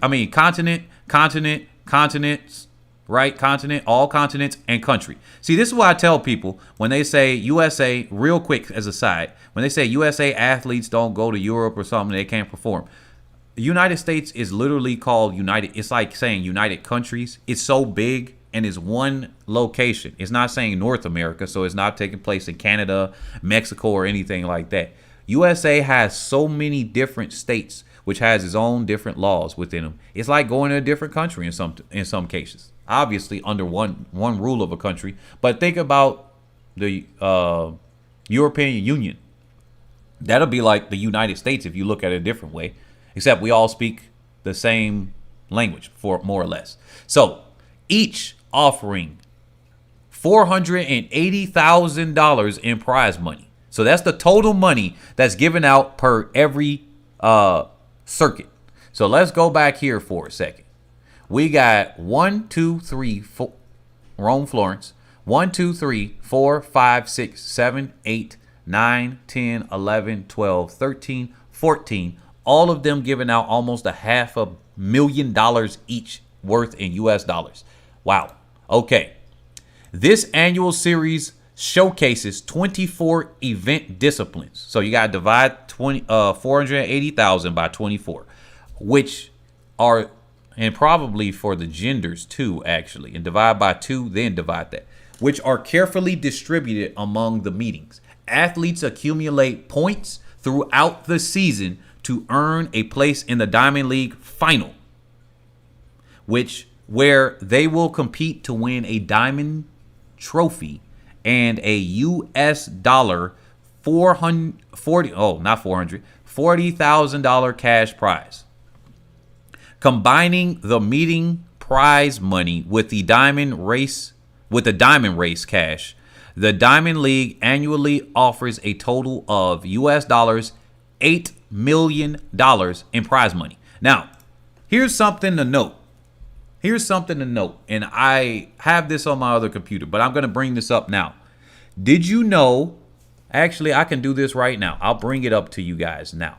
All right. Let me duplicate this tab. Now, I got a question with all of you. Do you think that this is actually pretty good? Would you like to see this number go up? Do you think this is a fair? Let me zoom in a little bit more. So would you like to see you know, this money, this number right here go up, $480,000. Do you think it's fair? Because remember, first place gets $10,000 at these, right? So, and then the prize money for first place here is $40,000, right? Now, do you guys think that that is a pretty decent amount of money? Let me ask you guys that are here. We got about 80, 90 people here coming in and out. Do you think that that's a lot of money there? Now, I'm going to bring up, while you guys are answering that, I'm going to bring up the prize money that's given out, at prize money World Championships in Doha, and to compare it there. All right, to compare it there. Now, let's see, individual prizes. Let me go here. List of IAAF prize money. Here we go. I wanted to bring up the chart and not this page where it says it's extra $1 million that's given out. Okay, you got nobody answer so far. That's fine. That is fine. All right. Now here's the prize money that's being given out. All right. Here's the prize money for the World Championships and everything. All right. So now, they said aside from the world record, all right, if it's a world record, then you get a $100,000 bonus at the World Championships. Aside from the world record program, a total of US dollars 7.5 million. All right, so it's $7,530,000 in prize money to be paid by IAAF, which is now rebranded to World Athletics in Doha, as follows. Gold, $60,000. So that's still bigger than the prize money, the grand total of the Diamond League total. Silver. Now, that's why I asked you guys this question, but nobody's answered it, but so that's fine. Forrest would have gotten $0. Yeah, Forrest got 0. You know what? Actually, we got to break down. She got 8th place, didn't she? Or did she get 9th? There were 9. No. Oh, shoot. Wait a minute. Forrest Gump got $0 because they only give you the top 8 places at the Diamond League, and they filled all 9 lanes. Usually they only fill 8, so that means somebody's guaranteed to get something. Wow, Thunder Juice, you just made a point. She got 0. Now, she obviously would have had an appearance fee or something, and obviously, you know, Trikey's doing whatever they deal with the sponsorship stuff, but still, she got, and I wonder if she actually lost a sponsor. Like, she could have got a potential sponsor, but because she finished in last, not even because of how she cursed or nothing. That ain't really going to lose people sponsors. Real talk. It's not. People get over it. Wow. Wow, that's crazy. But look, let me show you guys this. Look. Individual events. Gold, $60,000. Silver, $30,000. Bronze, $20,000. And then 8th place. I'm just going to skip down to 8. So it goes gold all the way to 8th. 60,000, 30,000, 20,000, 15, 10, 6, 5, 4. All right, that's what you get. Now teams, you got to split that in whatever. All right, and it says the payment of prize and money bonus is dependent upon usual ratification processes. Yeah, so when you set a world record, you don't get that $100,000 right there. It has to be ratified. That's what has to happen. It has to be ratified. Okay. So you don't get it just immediately. Like, they might show you the check right there. They might show you the check. You sign it or whatever, but then you got to wait. It's just like, wait a minute. They said, Brian Gibson said, I think Forrest Gump had to pay money. I know, she owed them. She needed to hang up her spikes for that one. Richard Petit said $480,000 is woefully inadequate for these hardworking athletes. You know what? Yes, I think they need to be getting paid more money. And then Gary Pierre said, if you think about it, $30,000 for Diamond League final every year versus World Championship final, $60,000 every 2 years, they end up coming out the same. Yeah, if you were to get, it's actually $40,000 though, but yeah, same difference. Because it used to be $30,000. Yeah, Gary, it used to be $30,000. The Diamond League final prize money used to be $50,000 in 2019. You know what? I think, they fluctuate. And it's going to fluctuate based on, I can see the prize money fluctuating You know why? Because it depends on how much money they brought in ticket sales. Like if I'm gonna do a track and field league, I can see where the championship final, like we have let's say we have a 1 week championship final for track and field at my league, my imaginary league I keep talking about, right?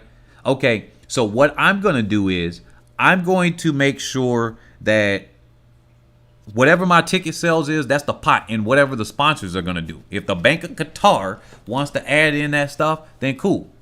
So yeah, but it probably fluctuates because I know the Diamond League final prize was also $30,000 at one point. It was at one point, and then Ferdinand said yes.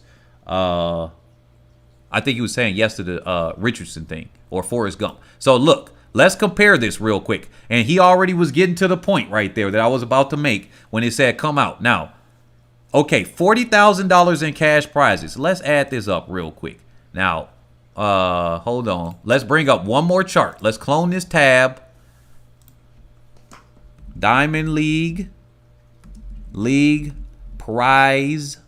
Y'all see all those results I got up there. Money. All right. Now we about to see everything up here. Diamond League money rankings. Okay. Here's the money rankings right here. Track stats. Okay. Because somebody asked me to look at them. They said with relays, is it evenly split? Say 6 runners. I think they have to probably decide that with themselves. But I know that the runners have to split the cash money. They got to split the cash money. So in the case of the 4x4 this year, now I thought it was only up to 6 people, but they had a completely different squad on the USA Women's 4x4 than they had in the prelims or the qualifying. I didn't know they could do that. So that was something different to me. Here are the rules. Now here's the prize money right here. Oh, it says the final prize money is $30,000. What? But then over here, it says $40,000. So maybe the diamond trophy is worth $10,000 in itself. Maybe that's it. But let's go by the official league page because this page might be a little bit outdated. Let's just give the Diamond League a little bit outdated. So, okay, we're going to go by here. So let's look at this. They are giving out an extra $500,000 this year for the best performing athletes. Oh, maybe that's where the extra $10,000. So the official, like the bare minimum, is probably $30,000, but they're putting a $10,000 on top. Maybe that's what it is. Yeah. So Thunder Juice with the relays at these athletics championships, they got to split that out. Yeah. So they give them a little bit extra money, but then they got to split it out. That's kind of crazy. Yeah, I think it's from Doha. They can use up to 8 runners. So yeah. So they started in Doha. Interesting. So yeah, that promotes a higher chance of getting a world record now, if you really think about it, because now you don't have to have the athletes doing double duty and doing all of that, running in the prelims and things. So actually, that could promote more world records in the 4x4 and the 4x1. And really, they should have got the world record this time around. I'm a little bit disappointed in that. I'm disappointed on the women's team particularly. The men's team was a little bit further off, but they should have had it too. Or at least got a little bit closer. So, series meeting. Prize money, $10,000 for first, $6,000 for second, $3,500 for third. Fourth is $2,000. Fifth is $1,250. Then it's $1,000 for sixth, $750 for seventh, $500 for eighth, and Forrest Gump had to pay them some money for ninth. She had to pay them some money. Plus rewards for ninth and 12th place finishers in distance races and ninth lane runners in sprints. Oh, okay, never mind. She got something. She got a reward. She got a reward for ninth place of ninth lane runners in sprints. Never mind. Never mind. All right. It's okay. Everybody stop panicking. Forrest Gump, your favorite troll, has now gotten some prize money. She didn't pay them. So it says it right here in the asterisk mark area. Asterisk. Asterisk mark. So let me see this. They said, Ferdinand said, current Diamond League points, please. All right. I'm going to get into that in a second. So here the point system. 8, 7, 6, 5, 4, 3, 2, 1. So it's basically the flip. you flip eighth through first, and that's what you got. So you flip the eighth place, and that's what they got the points. That seems the most logical, actually. The most logical. They probably gave her a baggie. Thunder Juice. Thunder Juice. Man, if I could super chat you, I would super chat you for that one. That was funny. They gave her a baggie. That's funny as heck. All right, look. And then the final. $30,000, $12,000, then 7, 4, 2,500, 2, 1,500, and 1,000. Now, here's the thing with this. Here's the thing. If you really think about it, and this was the point I was going to get to, the prize money for these athletes, if you good enough to do these diamond leagues, you could potentially be making enough money. Like, think about Laura Muir. Yeah, she got silver this year at the Olympics. You know what the Olympics gave? They gave a grand spanking total of 0. You know what Team Great Britain does? Their federations don't give them no extra money. They said, go out there and be a broke man, broke woman, and be a broke person in athletics. You got to work hard. This is for the glory. And then all the marketing is, this is for the glory. That's why they Puritans over there. That's why the British are Puritans. They always be like, ban somebody for life for cheating. Ban them for life. Oh, our own athlete? I don't know about this one. We got to check. We got to check the B sample. A sample. American, ban them for life. Like, they be ready over there. Oh, wait a minute. That's not how they sound. That's more American. Ban them for life. Dang, that sounds like Cell. I don't know. I ain't got the British voice today. But anyway. So, if you think about it, somebody could come to these diamond leagues. They could be making more money than they could at the World Championships. Because look, think about eighth place. It's $4,000. Like, look at Talu. She continuously be getting about third and fourth place. So the last time she got fifth at Prefontaine, she got $1,250 minus taxes. All these got taxes. But she normally will get like fourth. So she getting $2,000 a pop. Sharika Jackson getting about $3,500, with the exception she got a boost on this one. She got $6,000. Now, Elaine Thompson-Herah basically got $10,000 each one. Shelly Ann Fraser-Price was getting $6,000. Then she got a $10,000. She was like, yo, I'm number one. I'm out. Oh, another thing, real quick. I'm going to do a video on this one. But do y'all know that Shelly Ann Fraser-Price is basically like that old person? Like, and like that old person that's in their like 70s and 80s now. When they just kind of just like fed up with stuff and they just tell you the truth. Like, or they just don't care. They're like, sir, you're racist. Yeah, okay. Who cares? Like, I'm gonna be racist. Or, sir, you need to just close the door behind you. Whatever. Like the old person be like, yeah, whatever. They just like look at you. They throw the middle finger at you. They don't care. They just like, yo, I'm old. I lived through my whole life. Shelly Ann Fraser-Price was asked at the press conference. Let me put her picture up here real quick. Shelly Ann Fraser-Price was asked at the press conference, yo, don't you just think it's amazing? Like, they was trying to pump up Oregon's track. They was like, don't you just think it's amazing to run on this? It's just an amazing surface. And then she was like, yeah, I just don't think I get the wow. I've run here so many times. Yeah, I guess it's a new track. Like, go listen to a press conference. And then she was just like, yeah, I guess it's a new track, but I don't get that amazing Oregon feel. I've been here so many times. And then because they tried to do a follow-up question. And then she was just like, but she been doing that a lot in her press conferences. Like, when it comes to the USA, she's just like, Then she went over there to, what was it? Lausanne. And she was like, yeah, I love this atmosphere. I love it. The crowd is there. I'm like, dang, she just said, man, middle finger to the USA, middle finger to Oregon. She was not trying to give them their the props for that track. This is what I tell you. It's all about the marketing. And Shelly Ann Fraser-Price was not helping them with their marketing at all. They asked Elaine Thompson-Herah. She was like, oh, yes, the service is good. Forrest Gump, Sharika Jackson. They asked them all those questions. They were like, yes, yes, yes. But Shelly Ann Fraser-Price at the end of her career, and she just like, yeah, whatever. Like, Trikey ain't holding me by the cojones right now. So they say, I think it's fair. Athletes like Talu stand a good chance to dark dollars. Yeah. So anyway, here we go. Let me wrap this up real quick, and then I'm gonna get into the ranking system. So right now, athletes could come here and put together 1, 2, 3, 4, 5, 6, 7, 8, 9, 10, 11, 12, 13, 14. Let's say that you run all 14 of them and you're able to make, well, obviously you wouldn't run the final one. If you can't get the points to come up in this, you wouldn't run. So you got 13. Okay, we got 13 different events. They say it's fair to say top athletes make at least $75,000 for each Diamond League meet. Yeah, for all of these Diamond League series, they probably do. Now, I would like to see more money in this. Let me answer that question here.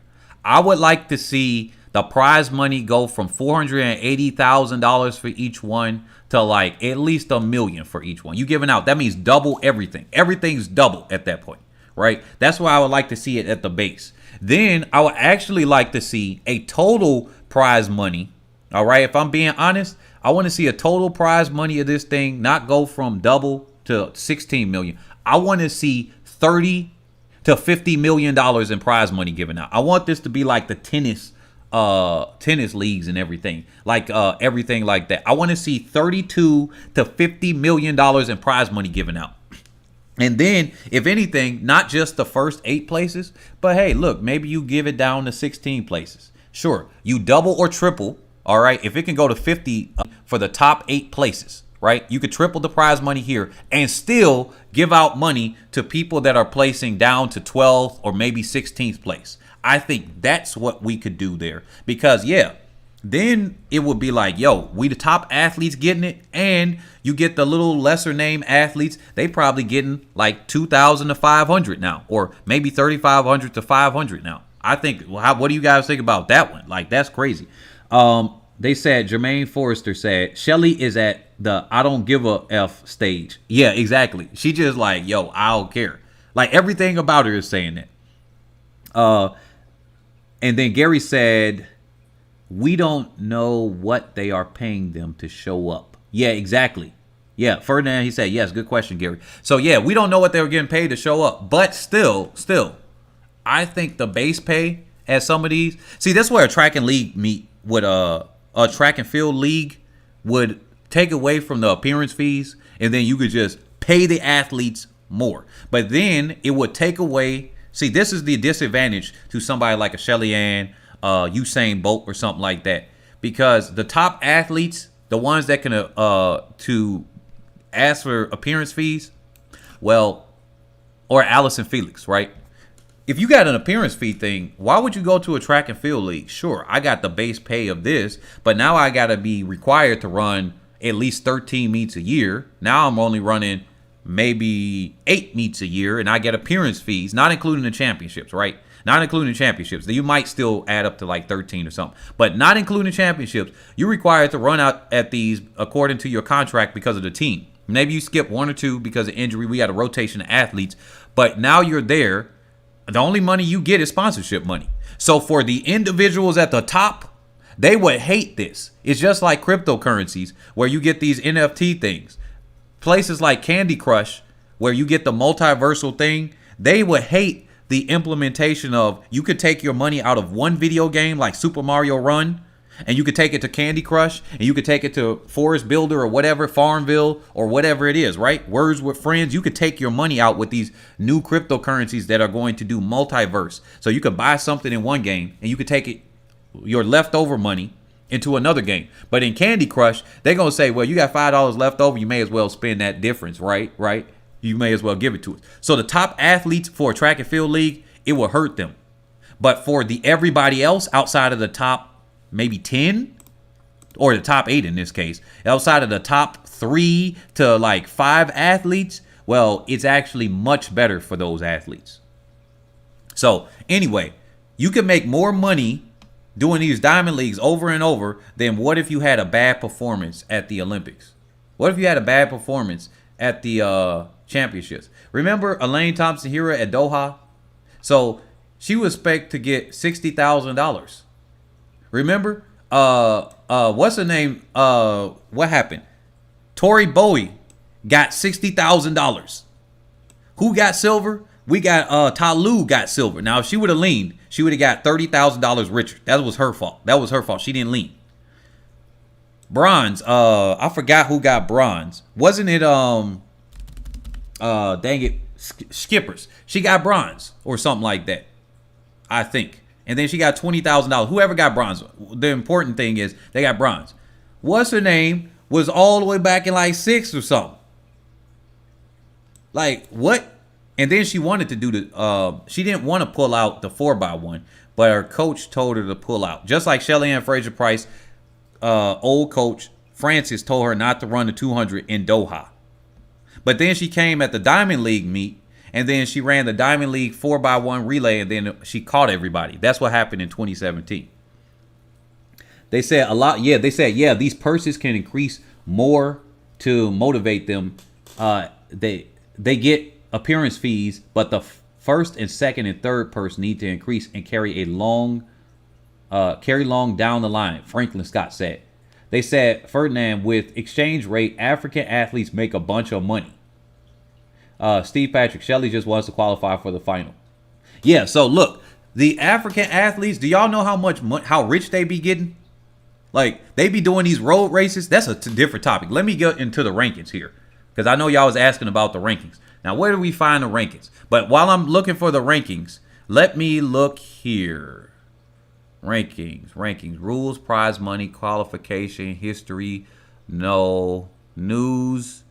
But yeah, so when it comes down to that, statistics, that's probably the rankings. That makes sense. Statistics. Now, the African athletes, I'm telling you, this is why I want to move outside the USA. Because if I'm making my money with my invested thing, man, I go to somewhere in Africa, certain parts of South America or Africa, especially because I like the countries there. It's not even like, oh, I can save money. No, I just, I like nature. I like different areas. It's more happy people there. The USA, with being as competitive as it is, it produces a lot of unhappy people sometimes. Like some of the highest ranked happiness score are in Africa. Like I think half the nations with a higher happiness score than the USA are in Africa. And people would just be like, yo, Africa's just this. I'm like, yo, okay. But anyway, the African athletes, they be starting hotel businesses.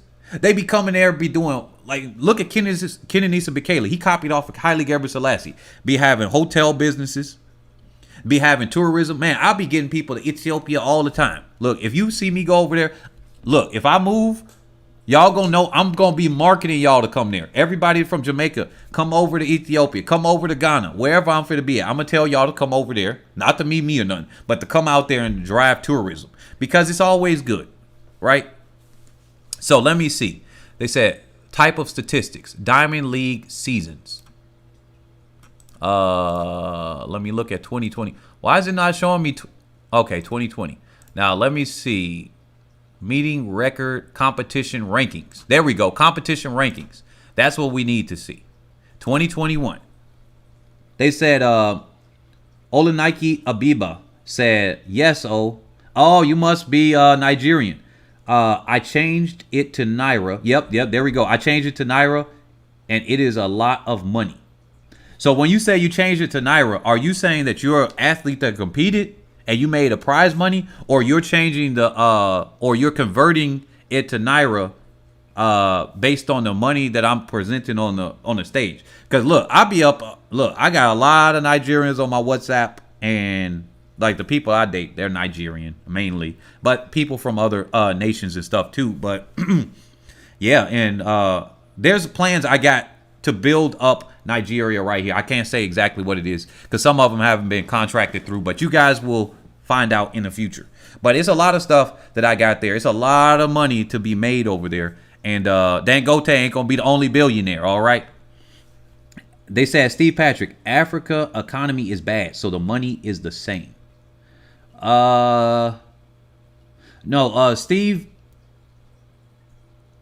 it would be more like if you came up and you made 5,000 US dollars in Europe or 5,000 euros in Europe, and then you came down to Kenya, or you came down to, because a lot of these, you saying the average person making average wages is about the same. Yes.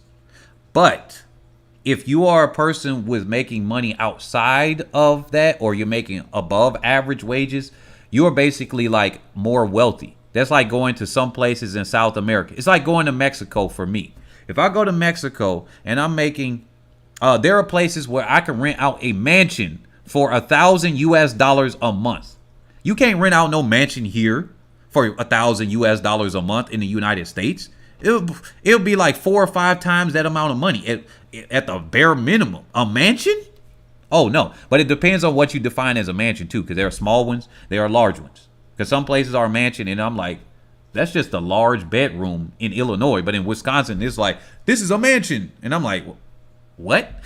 A mansion by the yard size you got? They said, Olenike said, I convert the money presented here to Naira. Yeah, that's what people be doing. When they see what I do in my trades, and I'll be posting up on my WhatsApp, they be converting into Naira. They be like, can you give some? I'm like, I'm sorry. No, I'm sorry. Ferdinand said, Ingebrigtsen will chase the 1500 world record. He waited for the right opportunity. Big money. I know, right? Oh, yeah, especially you don't get no money at the Olympics. That's just glory. Okay, competition rankings. Here we go. This is what we've been waiting for right here. Country, USA, Prefontaine. Wait a minute, huh? Wait a minute. This is I don't get it. Wait. I don't get it. Competition rankings. So Prefontaine Classic is the number 2 ranked competition.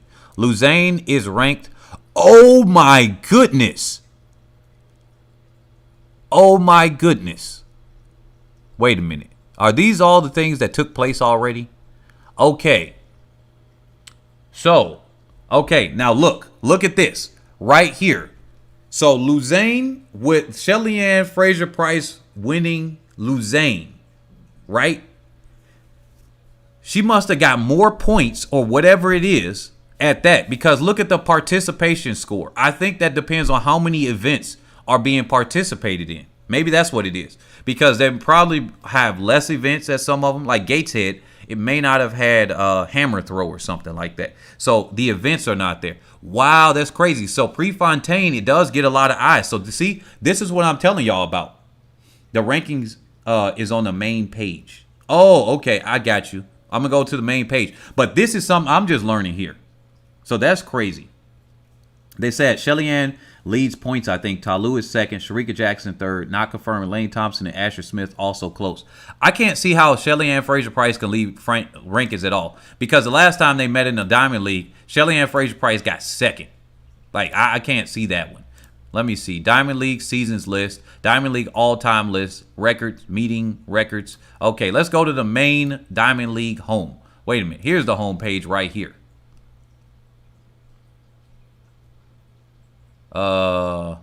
Okay, now you said it's on the main page. So where would the ranking list be on this main page? Can you guide me through this one here? Calendar, gallery. I don't get it. Downloads, documents. Wait a minute. Maybe it'd be a downloadable document. No. Meetings. Okay. Cookie note. Allow cookies. The best moments. Emma Colburn training diaries. Christian Taylor discusses. Okay, I don't see it. The rankings on the main page. Brian Gibson, you put a dot. Qualification standings. No, I'm not talking about the qualification. Oh, wait a minute. Not that. I'm talking about people wanted to see where they're ranking on the score. But I can tell you right now, Elaine Thompson-Herah has to be leading on the points when it comes to the 100. The reason being is because she's ran most of these. Here, Shelly-Ann Fraser-Price did not participate in this last one. Sure, Gateshead, Shelly-Ann Fraser-Price ran and Elaine Thompson-Herah didn't. But if you think about it, when they both met again, Shelly-Ann Fraser-Price has lost against Elaine Thompson-Herah multiple times. There's only a 2-point difference. Now, there were 2 Diamond League meets. She didn't get any points for Paris. So, yeah, Shelly is leading. I can't see the math with that. I can't even see the math with that. Let me search here real quick. Diamond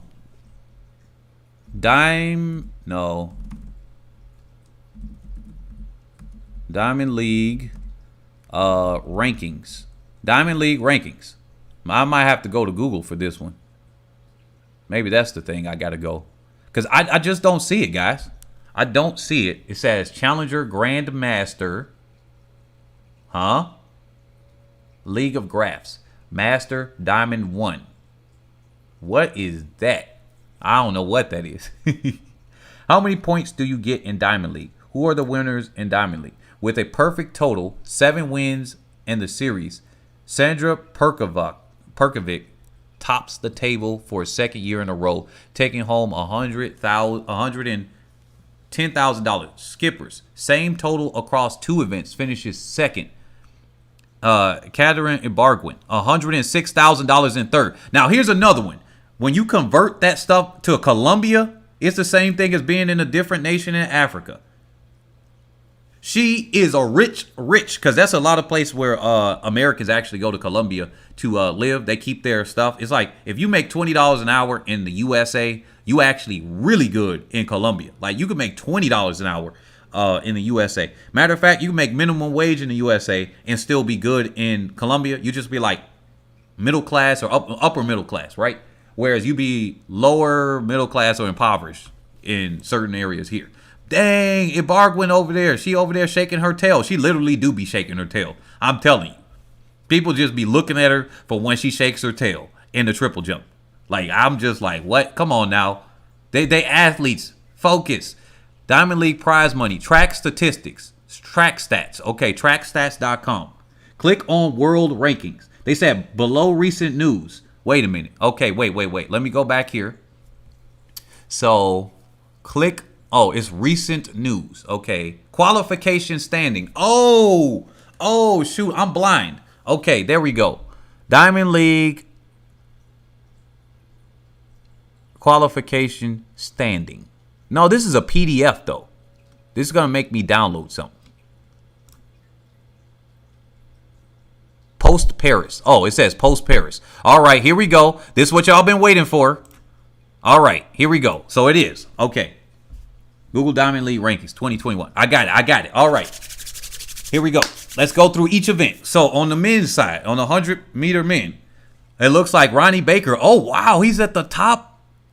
And, oh, wow. I wonder if CJ Uja is allowed to run in this. Is CJ Uja allowed to run in this? I mean, he making some Nigerians look bad, but is CJ Uja, I know he represents Great Britain, but, you know, the Nigerians be like, yo, he's from Nigeria. Nigeria's okay. Like how y'all be with Jamaica, so I got to give it to him. Olanika said, you make me laugh. Look, I just be trying to, like, bring the comedy here. You can't always be serious with track and field.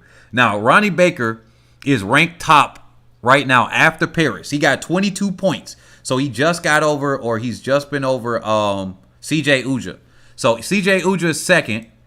So these are going to be your people that qualify for the here. And it tells you where they do. So look, I'm going to copy this standard when I have my track and field league. Like when I make that made up league, I'm going to do it like this. All right. I'm just letting y'all know here. It's going to be a chart just like this based on the meets that the athletes go in and the places that they go. But let me super zoom in for just the name. And can I cut that out? There we go. Here we go. I just want to see the most important stuff on the screen. So y'all can see this, right? Thunder Juice said Ibargwin and the football team are the 2 big sporting names in Colombia. He got banned and it's immediate. CJ got banned. Oh, well, that was only on his A sample. What's up with them banning athletes? Have they changed the standard this ban athletes on A samples? That's weird. Certain Brits would have called Uja Nigerian, but only after his failed test. Well, yeah, you know how the certain Brits. Now, I'm talking about the Nigerians calling them Nigerian. I'm not even talking about the other thing you talk about, but that is correct. There would be certain Brits would have called them that. And now that's for different reasons. But yeah, Ronnie Baker, 22 points. So here are your top 8. CJ Uja, but he's probably going to be disqualified at this point. Andre DeGrasse moves up to second by default with 18 points. Bromell is the next one in line. Oh, by the way, Bromell, they say the world's fastest man. That's the headline that they're using, which is smart. He's going to be at this next meet. So he's going to be competing. at in Brussels on the September 3rd. Simbine, oh, they're tied with 17 points right here. Okay, Simbine from South Africa. Fred Curley. Well, Jacobs, he said he ain't doing nothing else, so I guess he's going to have an empty spot. What do they do with that? Are they going to put Lamont Jacobs and push it down? Because if they know he's not going to do that, then sure. And I think Mike Rogers got shafted on this last one. So Mike Rogers got a chance to be in the final. I wonder, is he going to be competing? So here are two people. So we got to go down to 10th place then. Zarnell Hughes. And then Isaiah Jones. Remember, I covered Isaiah Jones on this last one. Y'all got to put some respect on Isaiah Jones' name. They getting taken out. He still will be in the top 8. So we got to go down to 10th because Jacobs is not competing. And then Uja is out. So we got Mike Rogers and Zarnell Hughes. And it's a precarious situation depending on who shows up at these other ones. So, yeah. Justin Gatlin. Dang, he only got 3 points. Come on, Justin. You got to, man, show up at another one so you get in the final. So let's go to the next event. The 200 men. Let me do this a little bit quicker. They said Rogers is done. Kara Britton, man, that's funny. Steve Patrick said DeGrasse was still the final. I know with his PR, oh my goodness. He's running so well this year. He's finally got it. I was telling my friend, I said, look, I would take we had a debate about when it was Christian Coleman and DeGrasse, would you take better form or would you take a guy that needs to improve his form? I said, look, I'm going to take DeGrasse because DeGrasse, I think he had to improve his form because that gives you bigger potential. If you got perfect form and you're running the same time as somebody with worse form than you, if you improve the worst form athlete, logically speaking, they should, do better. They should do better. But here we go. So Kenny Bednarek, right? Here we go. Wow, he got 38 points. Hey, he over here dominating the 200. And then Aaron Brown of Canada. So Bednarek of the USA. They said exchange rate. They said Ferdinand said our exchange rate is 15 rand for $1. We are strong in Africa. Wow, 15 rands equal $1. Woo! I know the Naira rate, man. Olanike. I said Olanike. I said your name wrong. I know I said your name wrong. I bet you I said it right this time. Olanike. Man, you know the Naira rate. What is it? Isn't it like 40 or 50? Man, y'all looking real bad over there. That's why I like going to Nigeria. But anyway, it's a lot easier to be richer. But so Bednarek for USA, 38 points. Aaron Brown, 36 points in second. Andre DeGrasse. I probably should just do a stream just for this because a lot of people didn't make it this far in the stream, but it's a lot of people just joining us. So welcome. Smash that like button. Subscribe. Share the video. Fred Curley, 15 points. Vernon Norwood. Oh, wow. Really? For USA, 11 points. I forgot about that. Isaac McQualla, 10 points for 6. Josephus Lyles. Oh, he's up in there with 9. And then Martinez of Dominican Republic, he got 9. So it's a tie right here. They're going to have to do a tiebreaker, a 4-way tie. How are they going to invite this one? Because it's going to be one person left out, even if they fill up 9 lanes. Noah Lyles, what? He only won that one. All you got to do is come back and do one more Diamond League race, and he going to make himself in the final. That's what Noah Lyles got to do. Like, really think about it. He got to just get up in here. And then, to be safe, yeah, they said, yes, it is fine. The rate is $520 to $1. Whoa, it's even worse than I thought. Whew. Man, it seems like, man, when I want to move and settle in, I'm going to Nigeria. I know y'all got y'all problems and stuff, but I call it USA Junior because the politics is very same. What do y'all think is going to happen in this final? You said you try pronouncing my name. Noah only with 11 points. Only 11. Yeah, because he did one Diamond League race. That's all. That's what I thought too. I was like, wait a minute. He only did one Diamond League race. So I was panicking for a second too. But this year, he's not doing as many Diamond League races as he did in 2019. Remember, he did a lot more in the past. But this year, he just did one. So if they get him to come out in, what's the next races here. We got Brussels and Zurich. He gonna have to show up in Zurich, and he's probably confident that all he has to do, man, he better win then. If he shows up in Zurich, he's got to win or at least get second. Like, because he's putting himself in a bad situation if you want to go for the Diamond League final. Because think about it. Look, okay, if he wins, he gets 16 points. But let me see. What happens if his brother... Well, his brother might only still get like 2 or 3 points. So that still will put him in a good spot. So, yeah, he really doesn't have to worry unless he gets 4th or lower. And I can't see Lyles getting 4th or lower. He's usually good with winning. He's the most winningest 200-meter athlete we've seen in this after boat so far. DeGrasse for the win. Yeah, I'm winning in that final than Noah Lyles does because I trust DeGrasse more in the 200 than Lyles. But Lyles just knows how to win.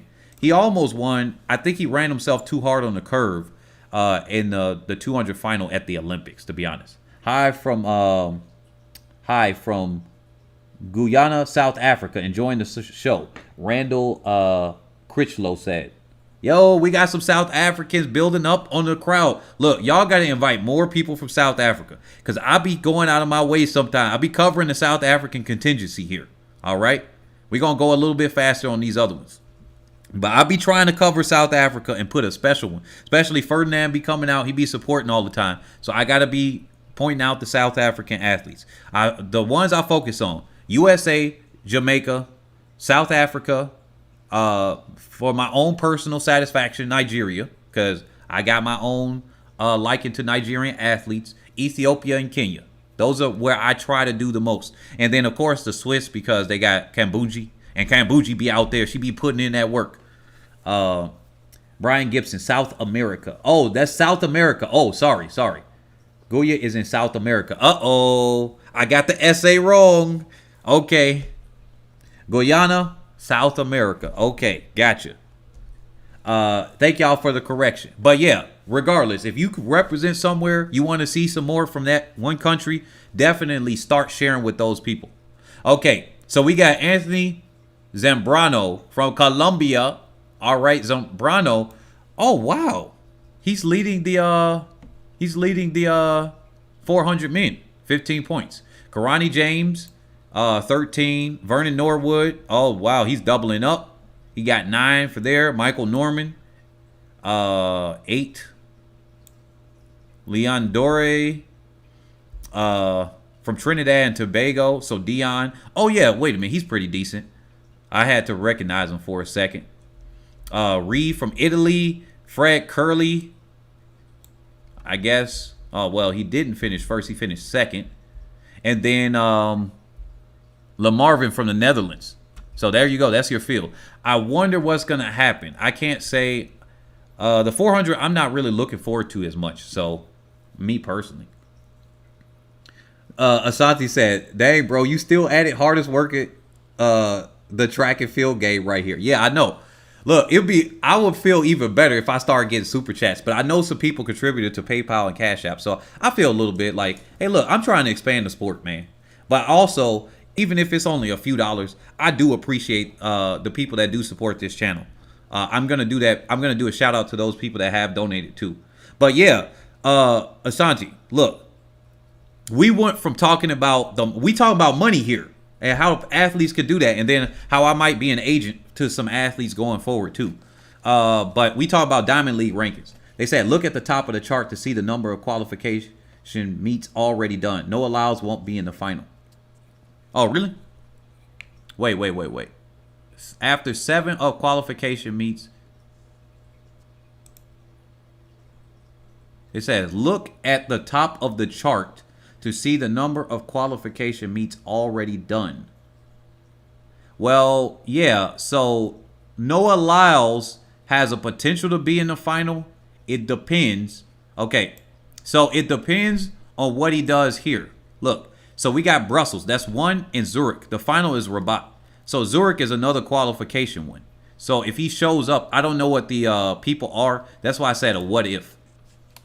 But yeah, we talking about some the Diamond League qualification things right here for everybody that's here. But yeah, Ashanti, if you still here, I did 13 hours of live streaming yesterday. So I guess I'm in a streaming mode. And the biggest one was my my cryptocurrency academy. They pay $5,000. So of course I'm a stream for these guys. But 800 men. I'm gonna go through this one quickly because I know it's just less mid-distance and distance athletes here. But we got Chariot. Now this is gonna be interesting. Oh, how many points he got? How many points he got? Here we go. The final Diamond League is in Zurich. Wait a minute. What? What? He ain't gonna be there? Oh, dang, that's crazy. Certain areas, it seems, aren't able to contribute, guys. The rest of the world. Your contribution might have to come from USA. No, I get people from all over the place. Sometimes, because I get demonetized on my videos, they, what do? They sometimes block it, or certain accounts can't do it. It's so weird because I get people from Jamaica that have contributed, or other people. So unless somebody else, if you tried to contribute, can you comment there and say whether you were able to or not? That's why some people go in and contribute through PayPal or Cash App. Cash App is USA only, but PayPal, you can go from any country. And then some people do cryptocurrency. So if you want to contribute, Brian, just definitely look in the description. I got the Bitcoin address and other stuff and USDT. If you want to contribute there, just say, hey, look, I was the one that contributed crypto. And if you don't want to make it public, all of that stuff, like the amount that you did, because that's all between just what you want to do, you could just do that if you want to. That's where some people found it as a way. And I thank everybody that attempts to contribute, as well as the people that have contributed. Another way that you could contribute, just smash the like button and share. He said they all ran the qualification meets for the men's final, 200-meter final. All right, you got an exclamation point. So here we go. Marco Arup of Canada. Arup is there. Wycliffe of Kenya. Career, Giles, Harris, Tuka, and then Clayton Murphy. Oh my goodness, he finished so bad on that last one. I'm surprised he's still on the final list, but we about to see. Now, I think they go a little bit further for the distance races. I think they go further, but these names highlighted here. Oh, they have them in bold. Let me go back up there. They have them in bold for some reason. Yeah, so I guess it goes down to 7th here. So they got them in bold for whatever reason. So let's go. 1,500. We got Ingebrigtsen, Timothy Chariot, and McSweeney. Or McSween of Australia. Oh, I'm surprised McSween is actually leading it. Interesting. Let's go through this. I know y'all waiting here for another event, so I'm going to go through these a little bit quicker. Katir of, wow, he's leading the rankings. Wow, in the 5,000. Kerop of Kenya. Ingebrigtsen. McSween. Kameli. Balewa of Bahrain. I think that's a former Ethiopian. If I'm going by the, Balu. Oh, not Balewa. Balu. Erigawi of Ethiopia. Barega is a beast in his own right. Check the guy. He had a bad race that time. They got their names highlighted. So Butchart. So those are definitely in the final then with their names highlighted. 3,000 steeplechase. Kibiwat. Bedrani of France. Oh, Bet. Boer of the USA. There you go. That's the USA contingency with my buddy Evan Yeager. I competed against him in high school. He burnt my bricks off. He was so much faster than all of us in Illinois. I hope that he recovers and he's not injured anymore next year. That'll be great. And hopefully he can make the next Olympics. Abdel Wahid. There we go. Of Italy. Gurma of Ethiopia. And El Bakali. He keeps dropping out his races. I don't trust him in this one. Tekeli and Tindoff. They said Arab for the win. He's putting the races together now. But too little, too late. Yeah, Thunder Juice. And then Barry87 said Brussels and Zurich are mostly finals for those who already qualified, with the exception of a few events like the women's 200 and men's 400, etc. Talu leads 200. All right, 110-meter hurdles men. Devin Allen, Posey of Great Britain, or Posey, or Andrew. There we go. Ronald of Jamaica, Levy. McLeod. I haven't seen him compete at all. I guess he said he don't gotta compete. So this is gonna be interesting. Is he showing up to compete? Because after that Jamaican trials, I mean, he gonna look like if people say you don't run a lot, you gonna look bad. Well, he gonna look like Forrest Gump on this final if he does show up. Daniel, or he better freaking burn everybody. Daniel Roberts, Hansel Parchment, Jason Joseph, and then Pascal of France. There we go. 400 hurdles. Dos Santos, Vorholm. I'm like, wait a minute. How's Dos Santos got more points? He just showed up. Capello and Maggi. High jump. Ivan Yuk. And then Protsinko. All right, let's go to the next ones. Oh, wait a minute. I got to cover the pole vault. Duplantis of Sweden. Sam Kendricks. Man, he just beat Kendricks' meet record on the last one. USA and Christopher Nielsen. This is my favorite event, the pole vault. So I can't go over that one. Gail of Jamaica. Hey, look. Y'all better be watching this long jump. Jamaican contingency here. Montler of Sweden. Triple jump. Let's see. Do we got any athletes here? Scott Donald is on that list. Okay. Zongo is there. But Scott Donald from the USA. Shot put. Thomas Walsh from New Zealand is leading it. Oh, my goodness. Ryan Krauser. Oh, that's because he only showed up to 2 meets. And then Joe Kovacs of the USA. This is going to be very, very interesting because these are all the top athletes right here, except with the exception of the Egyptian. Here we go. Hassan right here. That man, oh my goodness, if he has it good. Let me go here. That's the discus, javelin. Oh, wait a minute. We got to cover Vetters. Or Vetter. There he is. He's the leader. All right, let's go to the women. All right, here we go. Shelly Ann Fraser-Price. How the heck are they leading on this freaking list? I'm confused. I am confused. But hey, look, after 6 of 6 qualification standards. Oh, that's why it says on the top of the list. Now I get what you guys are saying. It says after blank of blank. I got you. Now I see. Now, it said Gail is injured, I think. Gosh, dang it. Oh, yeah, Gail is injured. Gail was trying to put it together at the Olympics. Was he not? Yeah, that's what happened. So here it is. Shelly Ann Fraser-Price is leading with 28 points. Talu. Oh, shoot. Wait a minute. Isn't the Diamond League trophy thingy coming out? How is Talu? Wait a minute. Talu be getting fourths. How she get enough points? See, this is why I tell y'all. See, this is why I told y'all about Allison Felix.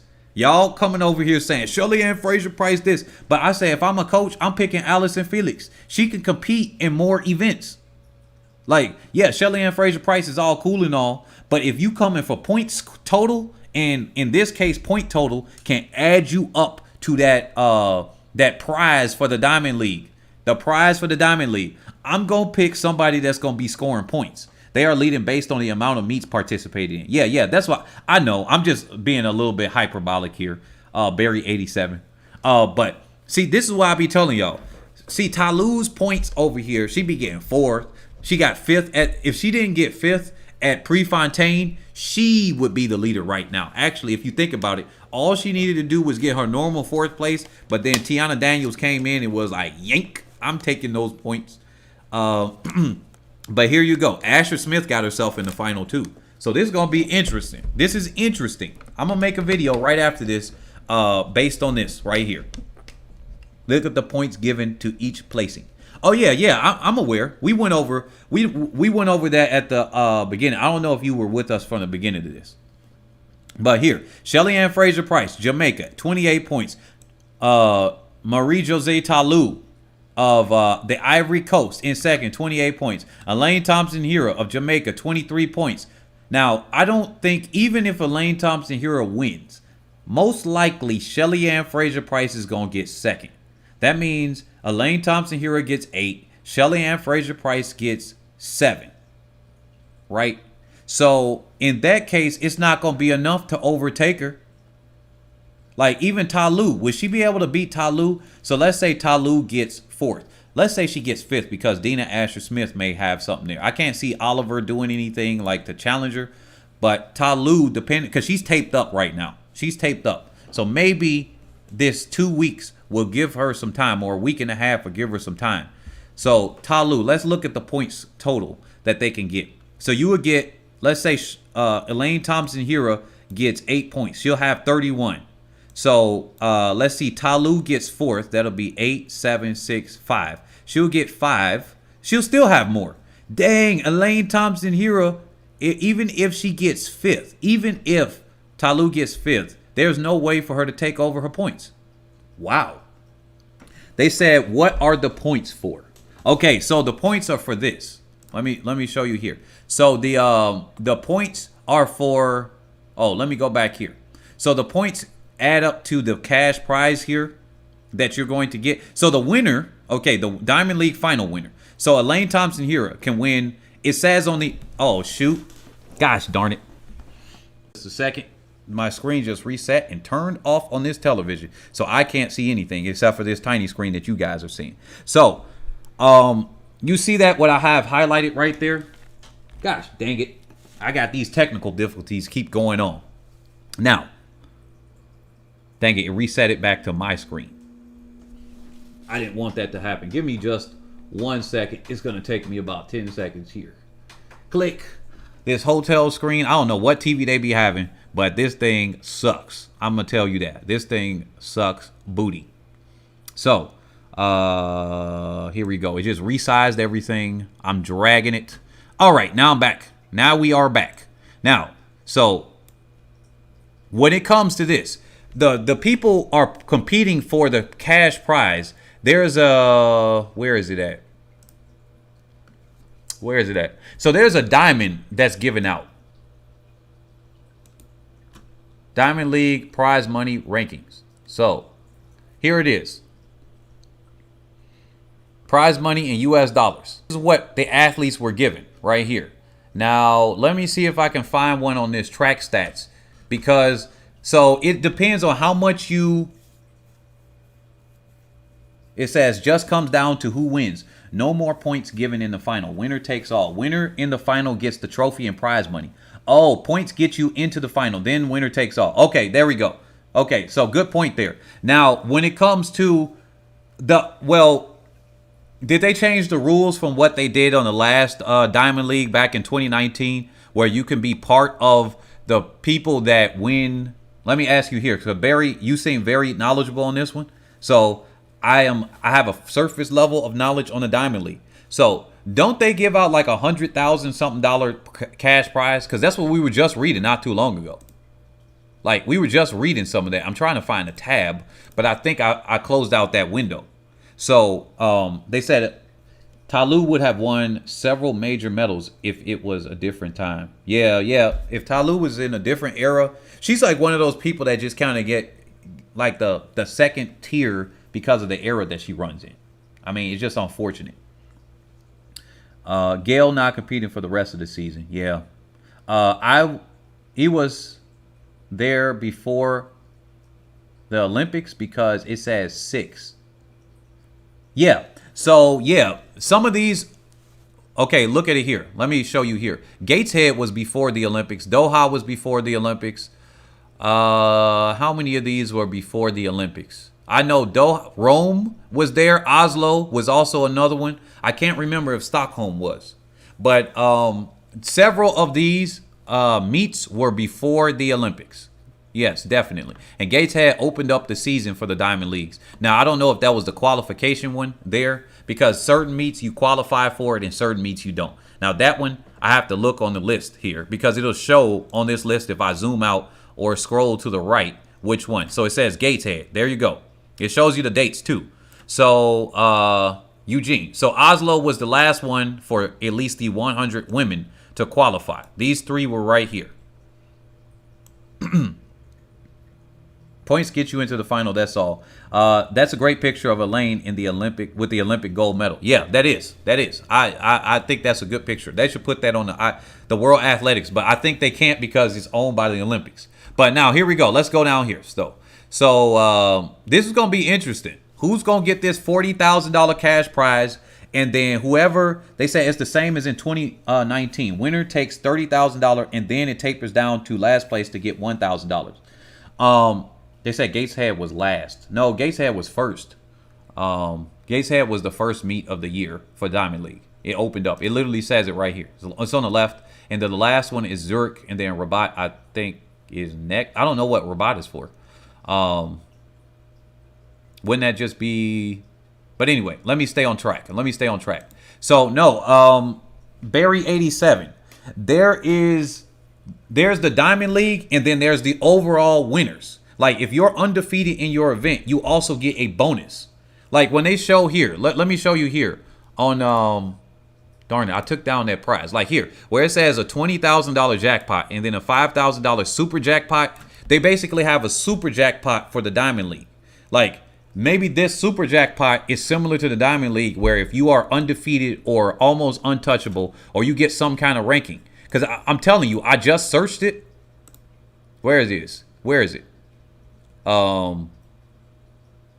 It was somewhere on here. But yeah, but I'm gonna look that up on my own. I'll just look that up on my own.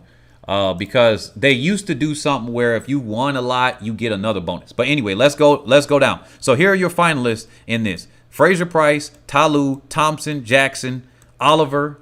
We got a USA athlete, so I'm happy. I'm glad Javion Oliver. And I told y'all, didn't I tell y'all on that poll to athletes to look out for? She made a final. Naida from Great Britain, DuPont.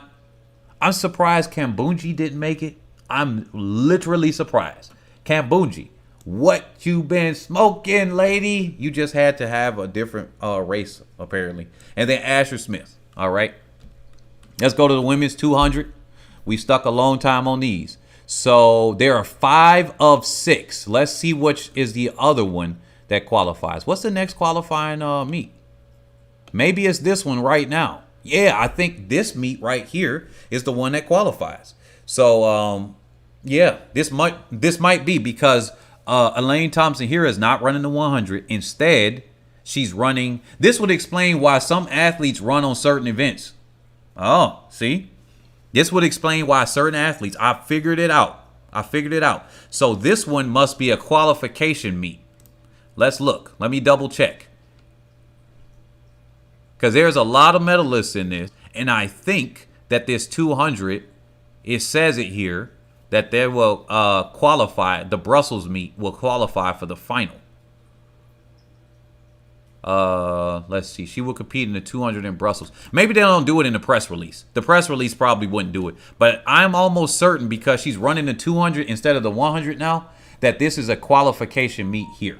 But Talu is in the top of the rankings here. 21 points. She secured her spot. And then Kambunji, she secured her spot at least in the 200. So that's at least good. They said go to the menu on the top page, click the Wanda Diamond League, then click rules and prize money. Each qualification event winner gets $10,000 and it tapers down. Then the final is grand prize. Okay, yeah, gotcha. Now I must be just thinking of their grand total. Now that I think about it, when they say undefeated and you get 140,000 or something like that, that's because you ran all 14 and you got that much money together. That's what it is. So ahser-smith, she's competing at this one. She's about to secure her spot. Desiree Bryant is going to be very interesting with that. Sharika Jackson, Shanae Miller-Weibo. I wonder if she comes out, but probably not, because her name's not on the list of people. Let me see. Is Miller-Weibo here? Nope. Don't see her. Not at all. So, yeah. So, Elaine Thompson-Herah is going to be on the same day. I wonder how this affects her running. $50,000 US for the top 5 best performing men and women in the Diamond League.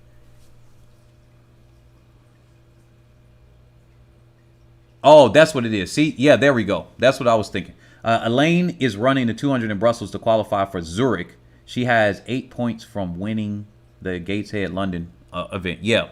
So it's going to be very interesting. Now let's look at the 400 women. So 4 of 4 already did it. So Williams is there. Mariliti, like Paulino, Oh, Alistair Felix ain't on this list, it looks like. McPherson. So Stephanie Ann McPherson, if she's going to compete, or depends on her injury and whatnot, but her name is darkened in, so we'll see what happens. Klaver of the Netherlands. Natalia of Poland. Hayes of the USA. Well, at least we got a USA contingency in there. And Jody Williams. Hey, look, if there's not a Jamaican up in there for the Jamaican crowd, come on, support the USA. Because I'll be supporting the Jamaicans when there's no USA athlete up in there. All right? Come on, just to be fair. So I think Williams or Mariliti are probably going to be the two athletes that'll probably take this away. But I think Mariliti, she just runs really well. She only lost at the Olympics. And then, Natoya Gould has made it through in 800. So there's one more qualification meet for that. Kate Grace, which is this next one. Kate Grace has made it for the USA. Congratulations, Kate Grace. People be ignoring her. That was actually going to be another athlete that I'm going to highlight as well. Because Kate Grace be putting in the work. And she be getting the money. Laura Muir, she's in the 800 in this one. So she going to be trying to qualify here. Well, let's see. Let's see if she can make it through. Faith Kipyegon, is she doing this one? Let's see. Is Faith Kipyegon running the 800? That's not really her normal event. Yeah. Oh, yeah. Definitely. Please hit that like button. Like button. 1500. There we go. Faith Kipyegon in the 1500. Winnie Nanyando. Sifan Hassan. She's made it through in the final more than likely. It's one more. We'll see how that shakes up. I mean, it's pretty hard to knock them out. Let's see. How many people got to show up at this one to knock them out? They got to basically be above. They got to be 16 or above. And there's no way all these people could get that. Only one person will probably be knocked out. And I'm sure that person is running the 1500 at this event. So Sifan Hassan, even though it's not in bold, I think they got them in bold because they're just way above everybody else. There's no way to knock them out. It's still mathematically possible to knock out Laura Muir and Sifan Hassan. Well, not out of the top 8, unless one of these other athletes right here are competing. That's the only way. So Laura Muir of Sifan Hassan going to be in that final 2. Let's see.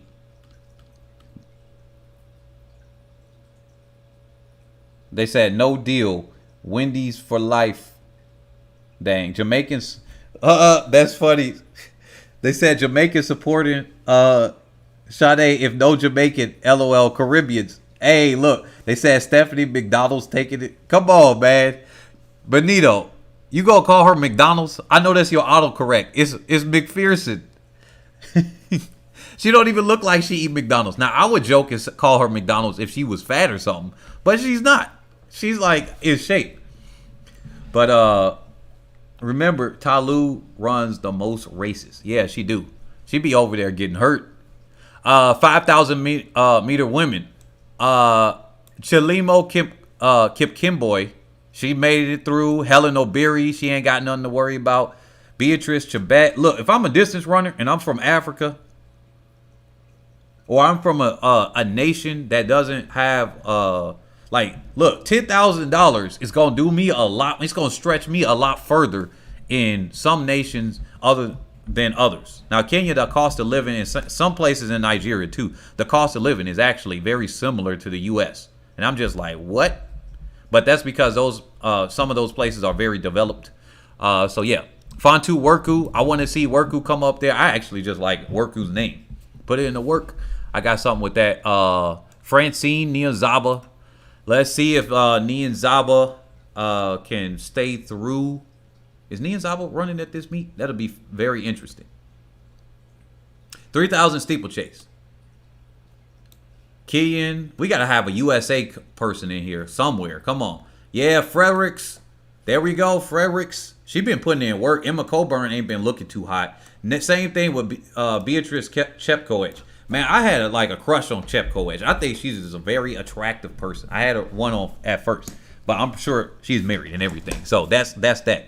But I'm just like, yo, is it the forehead or something like that? I don't know. But King, Yavi, Gerudo, Cross, of Germany. She's gonna have a good contingency. Like the biggest names haven't been looking as good. Like Chepkoech, she's the world record holder. Coburn, like, okay, Frederick's been putting in that work though. She got herself a medal at the Olympics too. So Abebe of Ethiopia, Karui, and then Gregson. Let me see. Is there anything else of note? 100-meter hurdles. So 100-meter hurdles. Cindy Simber of Great Britain. And then Megan Tapper. Tap dancing on them. She about to come there and put on a performance. I like to see her in there. So there's one more qualification meet there. Daniel Williams. Let's see. Is it possible for her to get knocked out? She didn't show up at the last meet for whatever reason. Does anybody know what happened to Danielle Williams? See, Brian Gibson said, I'm Bajin, so I appreciate that style by Armor. Oh, okay. Beijing. Benito Smith said, LOL, she can have multiple husbands in Africa, right? So if she's married, you probably still got a chance. Dude, no, I don't simp. I will have multiple wives, no multiple husband thing. No, I don't simp. And I quite literally, most likely will, if I do get married, have multiple wives. I have multiple women. So I'm that type of person. I will have multiple. No, I don't do it the other way around. No, you will not have another. No. That's not how it works around here. You put the law down. No. Still got a chance. No, she got to have a chance with me. I know she's an Olympian, world record holder and all. No, you got to have a chance with me. Okay? I still will have that in my head. No. I don't roll that way, man. I know it's a joke and everything, but still. Let me see this. They said Frederick smoked Coburn at the Olympics, so she ain't too happy. I know Coburn over there just like, what? Little Missy, one Jamaican here supports the USA if Jamaicans are absent. The only two countries I support. Thank you, Lee. Let's do that. Round of applause. Thank you. Danielle Williams got rich and comfortable. That's what happened. LOL. Benito Smith said. Olanike Abiba said the cost of living in Nigeria isn't that high except for housing. Even that is quite affordable if you have a good job here. For example, rent is paid yearly whilst monthly in the United States. Yeah, that's what I don't like. I don't like the yearly rent thing. That's what I'm like, man, the monthly thing helps here. Like, what if you broke? Like, you gotta be living with your parents. But yeah, but if you can afford to pay it yearly, it's just like everything's paid off and everything. Now, I did notice in was it Lekki Stage 2? That wasn't as expensive, but somewhere like Lagos, depending on where, that started reminding me of USA pricing. I was looking there, I was like, oh shoot. But yeah, let me see. Camacho Quinn, like she's showing up at this next meet. You know she getting it through. Danielle Williams won the hurdles in Paris. Really? Am I freaking tweaking? Oh, wait a minute. No, it was somebody else that didn't show up. Who did not show up? Yeah, that was a surprise win on the outside. That's what happened. What happened? Because I didn't think Williams was going to win. What happened? It was a Jamaican that did not show up in Paris. That's what it was. And I'm getting Williams confused with her. Let me see. She wasn't in no shape or form after gold in 2015 and bronze in 2019. I think you're talking about Coburn. But yeah, they said one love. Little Missy, selfish you. You're selfish. You need to share or be shared. No, I don't do that. Nope, because it's different when a man and a woman are doing things. A woman can destroy a kingdom because of the secrets that she tells. Women are quite more emotional, go through emotions, and tell a lot of secrets. And I've been on the other side of hearing the secrets. Like, they emotionally connect to somebody and tell the secrets. Me, as somebody that intends to have various businesses that span multinational businesses and everything, doing real estate and all types of stuff, no, that is a no with me. No with me. Heck no. I don't want my stuff, my kingdom falling because of that. Look at Dangote in Nigeria. He had like a mistress or something. Except mine, it's just going to be an official, like, you going to be official. It ain't going to be a mistress. It's going to be, that's the wife there. There go the sister wives. There you go. There go the wife there. There go the wife there. That all that stuff. But let me get back on topic here. They said Danielle had a great race in Paris. Danielle has been in the American League circuit when she placed 4th at the Jamaican trials. Oh, Brittany Anderson. There we go. That's what it was. Look at what I started with this multiple husband talk. I know, right? Let me get back on topic here. But Camacho Quinn, she's probably going to do it unless she falls. Even if she falls, I still can't see her getting knocked out of this. I mean, we'll see. Amusan. I hope she's at this meet. I hope Amusan is at this meet. She's going to have to reclaim herself. I'm going to have to reclaim my time from big upping her and watching her this year. Come on, man. Williams got gold in 2015. Oh, yeah, Williams. Didn't she get hurt? She's been injured, and she's been coming back. Why not many American sprinters like Gabby, Athing, or Sydney? Styled by Armor said. Let me see. Femke Bol, Anna Rizikova. I actually looked up how to pronounce this name. Is Rizikova, but I still am not saying it correctly. I had it correct on the one video I had during the Olympics, but I can't get it. Shamir Little, so she can redeem herself. Russell, Muhammad, man. I guess, man, Muhammad, you gonna have to do better. Gianna Woodruff. So Russell, hey, look, you got a Jamaican, 2 Americans, a Panamanian, Woodruff right there. Yeah, Muhammad, you're going to have to do a little bit better. So Muhammad's there. Let me see in the 800. Or Camila, Irana. Let me see. Nobody from those nations. It looks like a lot of Eastern Europeans in that one. Pole vault women. So, for here go the great British people here. The Holly Bradshaw, Katie.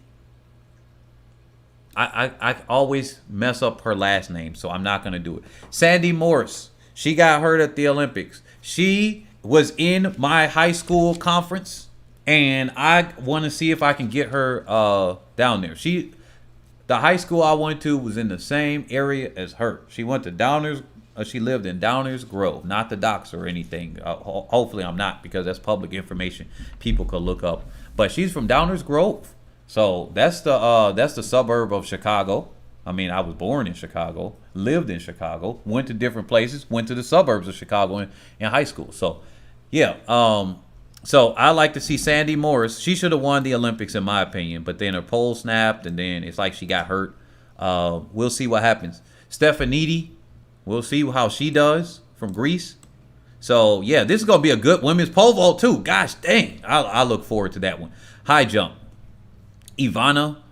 From Serbia, that's gonna be one. Mahambo, man, Mahambo be good in. Oh no, long jump. Mahambo, she be doing the clutch freaking jumps. She did it 2 championships in a row, 2019 in Doha and this year. Holy crap, this is still going. Dang, son, I know, right? I'm about to be done because we at the end of this. Olenike said yearly it's like 750K to 1 million naira on the mainland and islands of Lagos. Some places in the mainland isn't up to that. $2,000 covers rent. Isn't that small money in the U.S.? Yeah, it is. That is small money. Now, for some people, I mean, if you're broke, as I have been broke before, so broke I had to live in a car. If you're broke and not by choice, then it was by choice after I had like 10 stacks. Then I was like, yo, I'm going to stay here for a sec. I had to be convinced to start living in a different place. I was like, no, I'm going to make sure I get 50 stacks before I move into a place. But hey, but yeah. Megan Tapper got the bronze in the 110 hurdles. That was her overperforming unexpected medal. South Croy. Yeah. South Croy said, that's about the same they pay for rent monthly some places in the U.S. $2,000. That's not bad, paying only $2,000 a year for rent. Benito Smith said, yeah, that's why I said I want to go to some place in different places in Africa. Like, why not? Until everybody starts to, like, they make it Silicon Valley 2 in Ghana. They doing all types of stuff. So, yeah. Let me see. So Mahambo, I think she's probably got it, but Ivana Spanovic from Serbia, she's gonna be a tough competitor. Let me see. They still got 2 spots open here that are not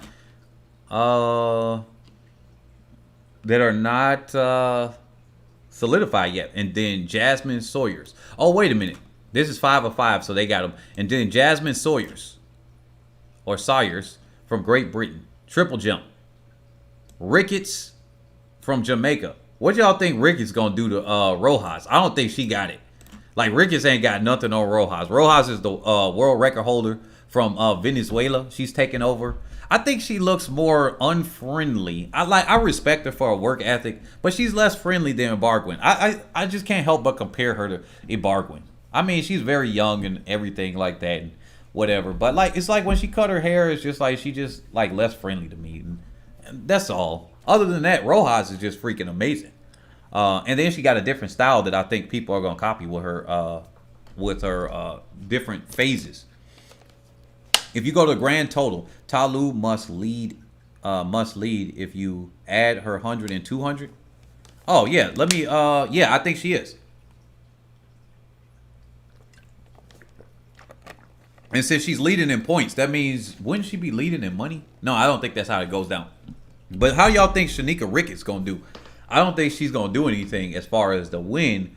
But do y'all think she got a chance to get second or something? But look, you got to show up on the day. There's no guarantee that Rojas is gonna win. No guarantee that. Oh, Kimberly Williams. I didn't even realize that from Jamaica. Oh, y'all got 2 Jamaicans in here. We got Orgy from the USA, and not that type of orgy, man. Katura Orgy from the USA in here. LaFond. Oh, shoot. LaFond over here. Oh, this is going to be a good one in the triple jump. Y'all got to see this final. The final is going to be good. It's going to be good. But Rojas is probably... See, this is what I wish. I wish that Ibargüen was still competing. Because if Rojas fall off, Ibargüen, even though she's 37... she could still keep Rojas honest. Rojas could come out here and literally jump once or twice if it's good and then dominate the whole thing. She ain't got to do nothing else. Like, that's how good Rojas is. She's like way ahead of them. It's like Usain Bolt coming out in the 200 where he didn't even have to try. He just got out of the curve. He looked around and he eased up most of his 200s. Like, that's just how it is. So, yeah. Let me see. Let me see any of these other events. Maggie Ewing of the USA is up in there. Chase Ely in the shot put. I don't know who Chase Ely is, though, to be honest. I don't know who that is. Oh, Danielle Thomas died. She's your silver medalist from the World Championships in Doha from Jamaica. And a lot of y'all were like, who is that? Come on now. Y'all got to give the big women some support. The big, strong women. Go out there and support them just like the big men. They be coming out there and putting out that heavy ball and throwing it and spinning. Now, Thomas Dodd, man, she knows how to put it together. This is going to be a very interesting final because these are some unexpected names here. And some of the best putters are not necessarily in it. I mean, Thomas Dodd is one of the better athletes here. But this is going to be interesting. This is going to be very interesting here. Discus throw. Well, Sandra Perkovic and then Yami Perez. Alman is competing at this next one. I'm sure she's going to be in there. Let me see anybody else that could be there. Yeah, there we go. And then, oh, wait a minute. And the champion. And the champion. Oh, yeah, Alman is the champion. I'm thinking of the shot put for a second. Barbara Spotakova in the javelin. Let me see. That's it. That's it for those. So that's what we covered today. We covered all the events. We covered everything. We went through to a quick summary for people that are here. We covered this. This is what we covered because a lot of you guys were late. This is a 3-hour live stream. Oh my goodness. This is a 3-hour live stream. We covered all the competitions that were out there. The World Athletics Championships, the World Championships, the Indoor Championships, the U20.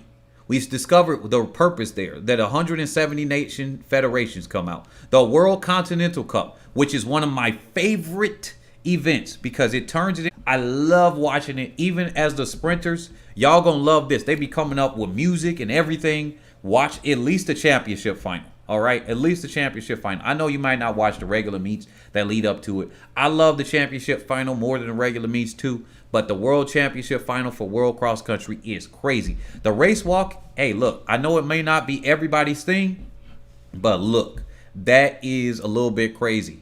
Like, it gets real good when you watch a fast walk. Because some of them be walking faster than some people run. It's crazy. World Half Marathon Championships. That's the same thing. That's one of my favorite events to watch. When you watch these, it breaks it down as a team and it breaks it down as individual. You can still medal as a team and get like glory and prizes as a team. So when it comes here, this is where the USA, Italy, some European nations stand out and everything. Japan, they be putting in work. World Relays, I love it. Then we got Diamond League, World Athletics Continental Tour, World Indoor Tour, which is the same thing as the Continental, but I think indoor. And then World Challenges. So if you guys are wondering whether there are events on, there are events virtually all year around. I think only between the end of September, I think in October to until midweek of January, because World Indoor Tour starts the 15th of January. So basically, October to the second week of January, that's where there are no major events. Obviously, there's always something going on. You got NCAAs indoors that was started. You would have gotten NCAA cross country and just regular cross country that started. But when we talk about the major leagues, like the leagues, that ends basically September. So after mid-September to mid-January, so that's October, November, December, so January. So we got 4 months off where we just have a transition, and then you kind of transition to NCAAs. So when that happens, this channel will be covering the NCAAs, probably cross country, some road races and everything, because that's always going on, right?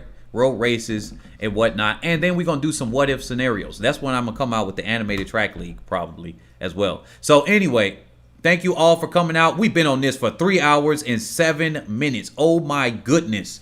Thank you all that have been staying here from the beginning. Everybody that came in toward the end, I appreciate it. And let me do a quick shout out to, I think your name is for the people that donated via Cash App and PayPal. There has been one person that donated via cryptocurrencies. So with Bitcoin, could you please point out who you are if you are still in the chat? Because I like to do a shout out to you. You don't have to say the amount, but you can definitely, if you want to, do that. But yes, shout out to the following people that have donated via PayPal.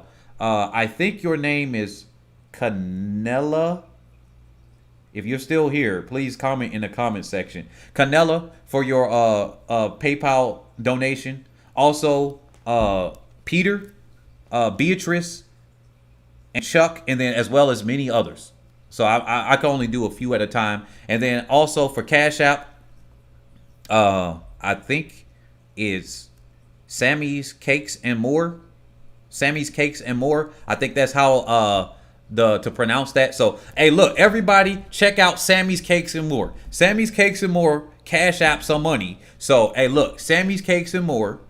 If you're here, whatever your screen name is here, because I didn't see you comment, definitely comment there. If you got an Instagram or something, because I don't know, I'm looking it up on my phone. I don't see Sammy's Cakes and More on Instagram, but maybe you got it somewhere else. But thank you for that contribution on Cash App. So definitely, if you guys want to shout out or anything, definitely also contribute, do it via those. I also appreciate when you do it because YouTube does keep 30%. And obviously, Google's pockets are already rich. They getting advertising revenue on my videos and stuff. So, look, we making them rich already just by watching these videos and me contributing. So, I'd rather, if you want to support me, try to support me max way. But if you can't, just, hey, look, Super Chat is fine. That's fine, too. But thank you guys for doing that. Let me read these comments here. These are the final reading of the comments. Brian Gibson said, you do a good job, guy. Thank you. Olanike Abiba, yes, 3 hours. So I'm going to catch y'all on the next one. I told y'all I did 13 hours yesterday. Look, final thing. While we got about 60 people. Final thing. Yo, I come out and I do, maybe I'm buffering or something. y'all know I announce at track meets. Y'all know how long some of these track meets be, and I've done these track meets where they'll start at 8 a.m. and they'll go to 3. So all I'm doing is talking. So for me to do this now, normally I'm standing up and running around, so this does hurt my back. I'm about to get up and be active, but like I do track meets. They might start at 8 a.m., go to 3 in the afternoon, and in some cases, man, it was like 5 or 6 because then they have the Masters competitions after. So I'll be there from sun up to sundown, basically. And then imagine you do a championship. I'm announcing that from the morning. Then I go all the way to the evening, and then I do it for a whole week. Because I remember they did World Youth Championships qualifiers in 2015 in Lisle, Illinois. Then they did the Hershey Youth Nationals. And then they did the qualifying state meet for Illinois. And then I had to come back, and then they did the Illinois-Indiana region, Region 7, I think is what it is, if my memory serves me correctly.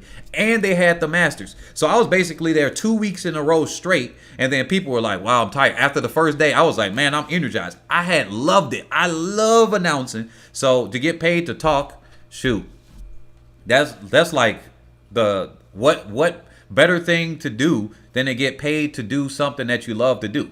The unfortunate thing is if I keep doing youth levels, I just wouldn't get paid enough. You know, it's not something that I would want to keep doing as far as just getting paid. Now, if I get a sponsorship, which I could have reached out because I'm so animated, I could have probably worked with Under Armour or somebody like that. Then I could probably do it. But then also I've done adults, obviously, like the Masters, NCAAs, done all types of stuff. So this is nothing. Trust me, this ain't nothing. It's hard to do. I'm going to get a lemon and I'm going to get some ice right now. And I'll be right back in it because my voice is actually starting to go out. I can feel it now. It's starting to remind me when I used to announce the track meets. By the end of it, because I'm screaming so much, it's crazy. So Talu does have the most points right now for Ferdinand. I did remember he did mention that. Combined points, she has the most right now. So she's representing Africa very well. She's the African contingent right now for the Ivory Coast. So I'll catch you all on the next one. Peace out. I thank you all here. Definitely share the stream. I'm probably about to actually record another video, a very short one for 10 minutes, and then cover a